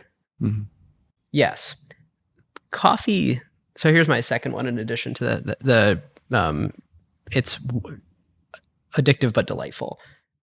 It is perceived to be virtuous to be a barista, where it is not perceived to be virtuous to flip burgers. And I don't know if that's something Starbucks created. I don't know if that's something inherent to the product. I don't know if that's because it has this Italian lineage, but there's all these incredible benefits that Starbucks and any other coffee house chains get to enjoy because it's respected to do that work. And I'm curious, why do you think that's respected when similar ways of spending your hours in restaurant work isn't? First of all, I've never heard it quite like that, and I think that's a very interesting insight. There is craft and art to the expression of making the beverage. I also think the intimacy of the relationship with the customer is so different. And baristas know the names of their customers. They know their dog's name. We have a drive-through, and I saw a video where the barista knows the name of the dog and knows it's just, the whole thing is just like a magical dance that happens when the cars pull in, and all of a sudden, it's not a transaction. One of the beauties that we have been able to do is elevate the experience at the drive-through, not all the time. So I think your question is steeped in, one is a commoditized environment and the other clearly is not.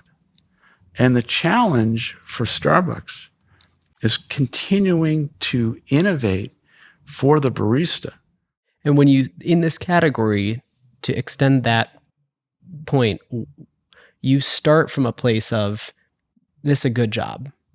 And you can sort of improve the experience for that employee so they can improve the experience for your customers. Whereas in other things that are commoditized, they start from a position of, I have to do this job. Mm-hmm. And it's a really tough uphill battle to invest in your people, whereas Starbucks kind of has a tailwind. But it is a hard job. Certainly. And we have to honor the people who are doing it, more so today than ever before. Yep.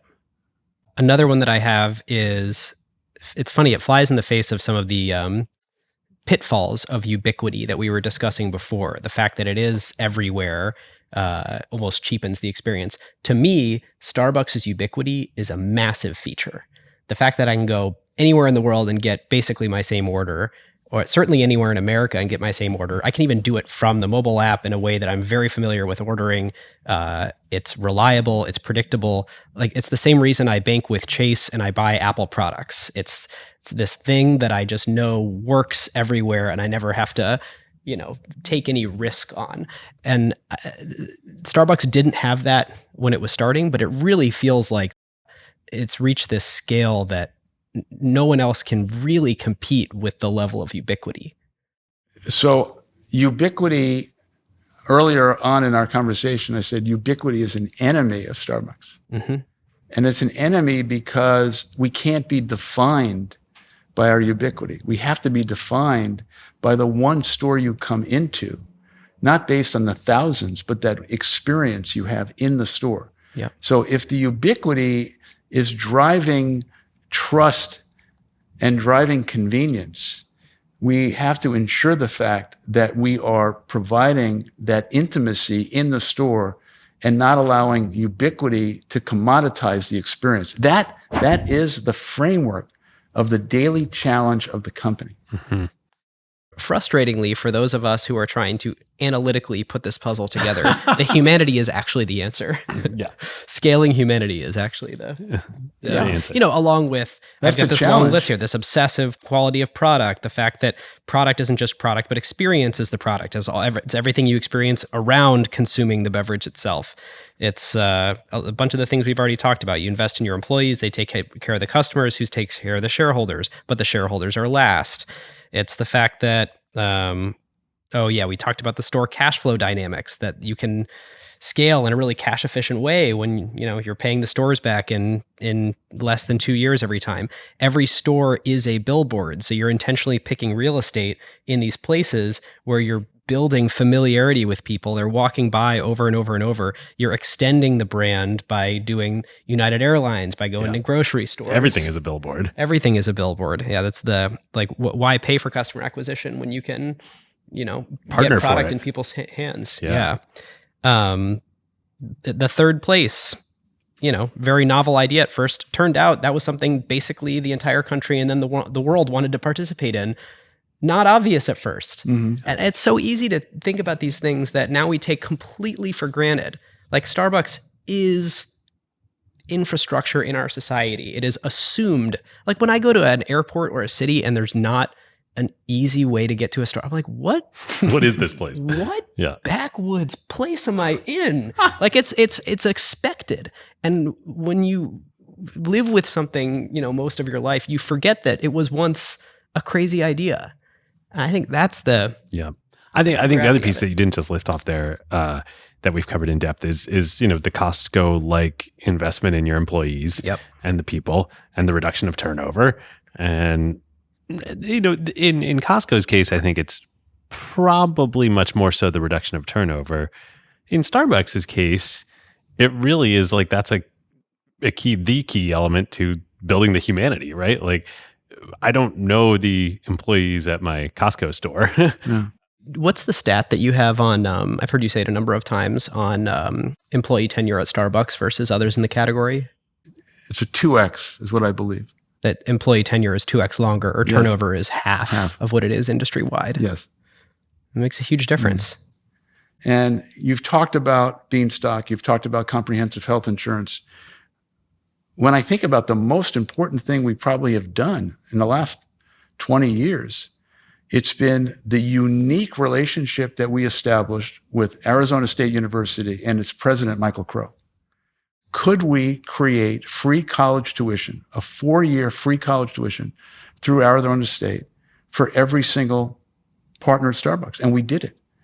And thousands of Starbucks partners are engaged and going to school, and thousands have graduated. The College Achievement Plan demonstrates, going back to the early years of the speeches I was giving, about what is the responsibility for a for-profit company in the world we're living in. And it's not just to make money. Here's one that we haven't talked as much about. You were part of this secular trend of gourmet coffee. And I'm curious if you view that to be a true statement, or if you're saying, no, we created this entire wave. It wasn't going to happen. It wasn't I don't want to sound arrogant at all, but I think it's so clear that Starbucks created an industry that did not exist. And as a result, tens of thousands of stores have followed in our wake, and we created an employment industry that did not exist. Not to mention that 5 million alum. Yeah, that's a lot of people who have gone on to do other things after. I think one thing that's always been missed is that Starbucks has always been a great first job. So in your mind then, let's say there's a parallel universe where Howard Schultz doesn't exist. The year is 1995. Is there a nationwide chain not called Starbucks with gourmet coffee taking off in the United States because the conditions were perfect for it? I would assume that there would have been a national franchised business that would have occupied the coffee space, but would have been more commoditized. A Dunkin' Donuts, for instance. Yeah, nothing. I don't think anything would have been executed like Starbucks, but I think someone would have showed up. Right. The opportunity was just too much white space. There was clearly demand there. We were coming off this horrible, Folgers and Maxwell House era, and there was this growing demand. But that doesn't mean that a company like Starbucks would have been created. It means just in some way that consumer demand would have been satisfied. But you have to remember, our intent was not to build a global business. The first business plan, and I've said this many times, when I was raising money, was 100 stores. And I wasn't raising the money, and I couldn't afford to reprint the whole document, whatever that was at the time. And I whited out. No one even going to know what that means. I whited out 175. When was the last time you used a whiteout? Yeah. It's been a while. Wait, really? So I whited it out 75 because I couldn't. Did it feel too ambitious? Yeah, people didn't believe. Think you were crazy. But Japan was the turning point of thinking we could build an international business. But we none of us had any international experience. No one in the whole entire company. I mean, in many ways, you could say this shouldn't have happened. Yeah. Okay, so this brings us to the absolute magic of founder-led businesses. I mean, when you have a founder at the helm, you get all this leeway from shareholders, from employees. You can take crazy risks, and people know it's because you're you. But for you, it wouldn't exist at all. So run with it. What are the biggest innovations that have happened at Starbucks not under Howard Schultz? What a question. I'm pausing, not because there hasn't been any, because I'm sure there has been, but I'm hard-pressed to kind of think about what it was. I don't think you were running the show when the pumpkin spice latte came out. Yes, I was. You were. I thought I had one. Yeah, yes, I was. I didn't like it. Oh! Yeah. It does feel like you were obsessed with the purity of the Italian coffee bar for a long time. And then at some point you were like, actually, what I'm obsessed with is serving customers in whatever they want from us. Well, the Il Giornale store only played Italian opera and had no had no chairs. I mean, that wouldn't have scaled as well. I'm recalling my time from Rome 2 years ago. That's literally, I'm walking around Rome and that's everywhere. Yeah. It's completely different than. No, I think I had to see the light. I had to understand we were not in business to please me, but please the customers. I mean, what is it? 70% of drinks are now iced beverages. And it was when you started 0%. Didn't have a cold beverage. For the first decade, it was 0. Yeah. So to me, there's this thread of at some point shaking off your own opinions and saying, we're going to do what the customer wants us to do. To a degree. Yeah. But I was clearly there was a leading question around innovations, not under. Yeah. So what's the point? What's your, it's not that there hasn't been innovation. I think there's a burden that the organization has and a reliance on the founder that over time can become unhealthy. And not that I didn't want succession. I wasn't really on my mind. And the marketing and the merchant mentality of Starbucks was always with me and probably did not allow others who were well-intended and could have done good things were following and leaning on me, which is not the healthiest thing over the longevity of the company. And I think that has covered up mistakes. That's covered up things, and then was revealed when I left. I mean, it's the very things that make the business successful, the founder bets, that then at some point in the company's second act kind of hold it back. You have all this muscle memory as a company of relying on founder maverick acts. Yeah. And at some point, you need to figure out how as a company to not.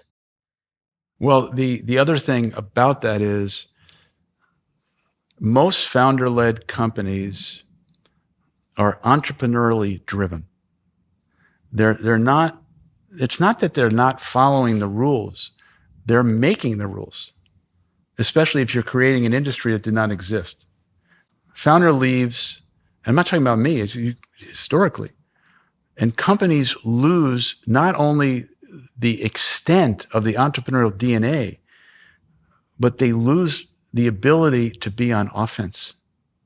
And the worst thing that a company can do, like a sports team, is start playing defense because you're afraid to fail. That is a disease, not unlike another disease which has happened at Starbucks, which is hubris. The worst thing that could happen to a company is believing that you are incapable of doing anything but succeeding, and you deserve the success. But if you start playing defense and don't have the offensive mind, it's not going to go well.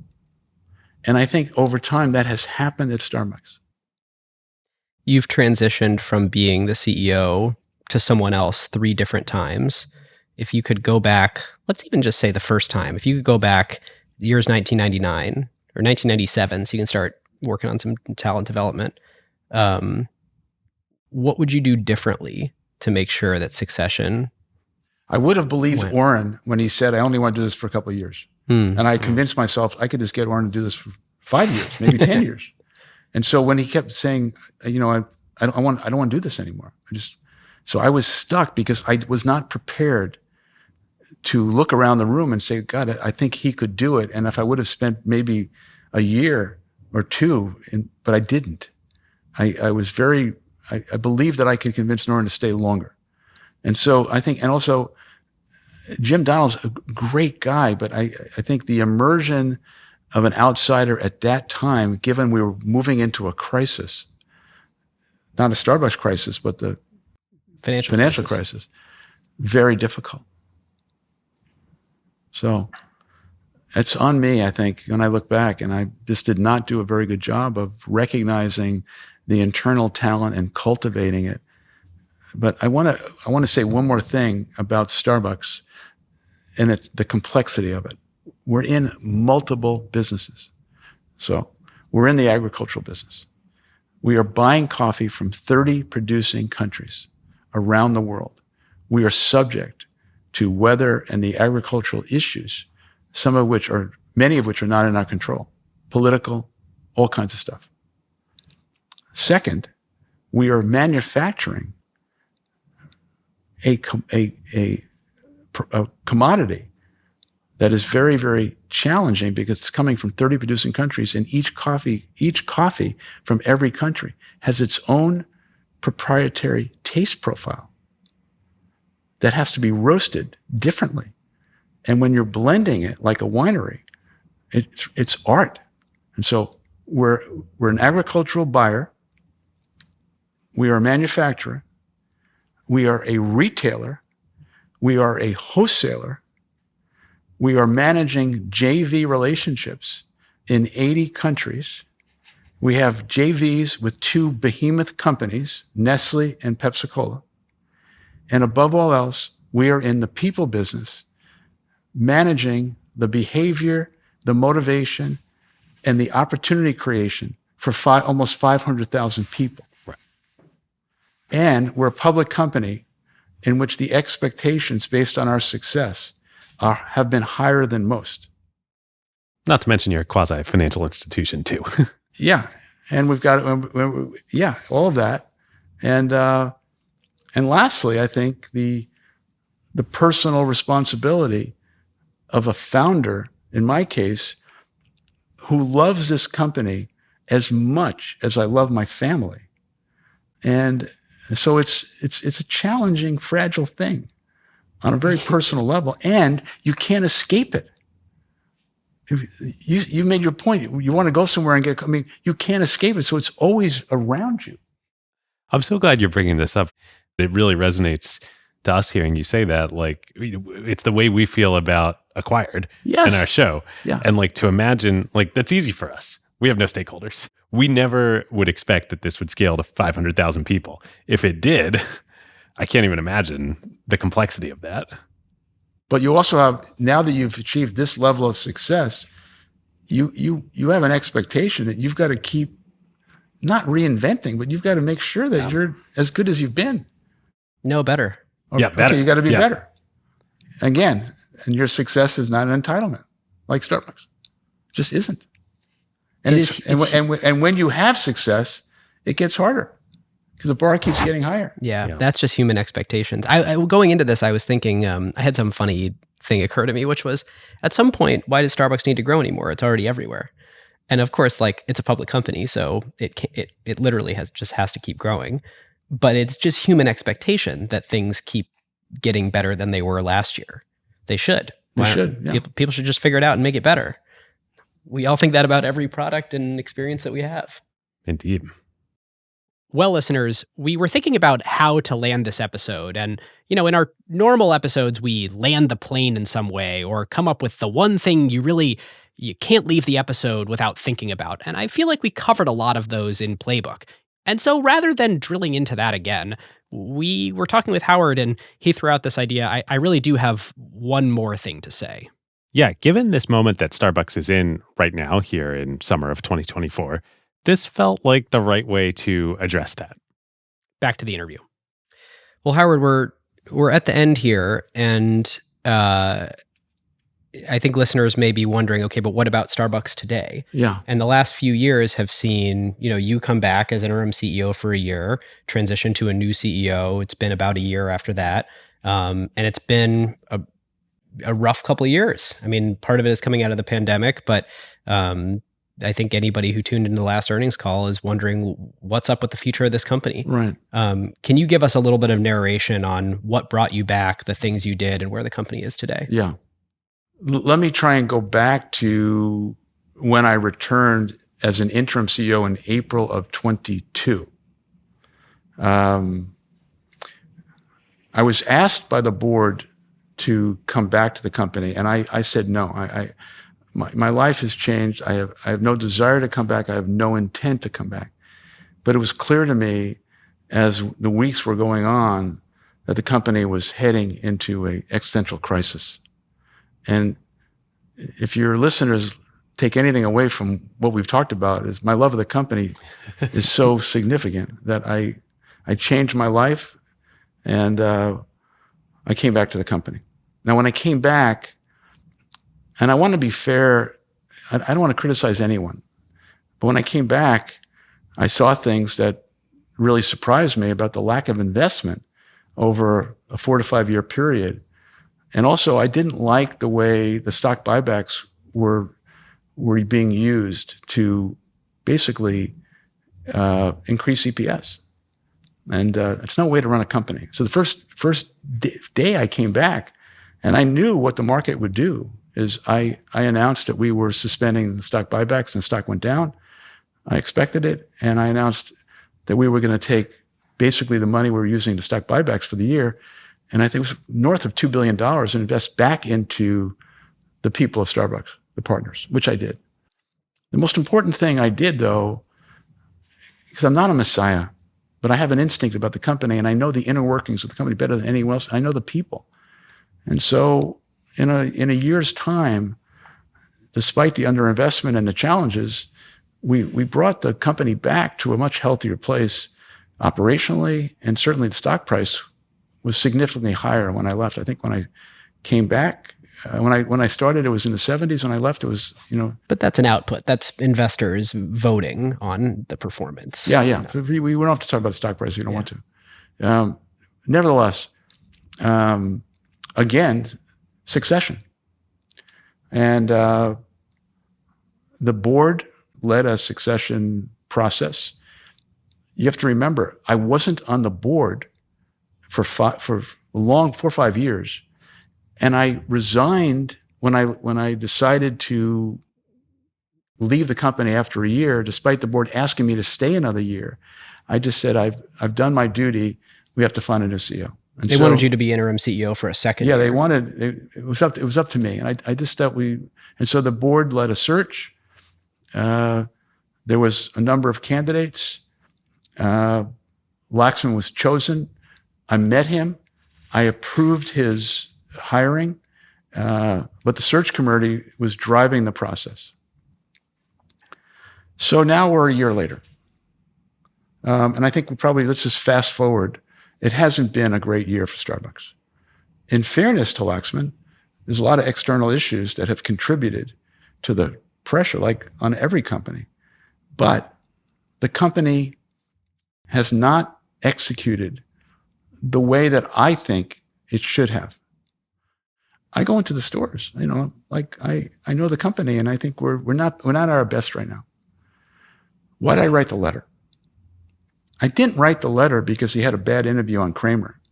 This is on LinkedIn. Yeah. I wrote the letter because I had written a couple of other letters. Probably the iconic letter I wrote was entitled The Soul of the Brand. And I was writing that letter because I don't get financial information, so I don't have any understanding whether the company's making the quarter or not. I was as surprised as anyone else to see the dramatic drop in revenue and in profit. But I wrote The Soul of the Brand because I could smell instinctively that there were things going on that just did not feel right to me, that the shine was off the brand, that partners were maybe not as inspired as they had been.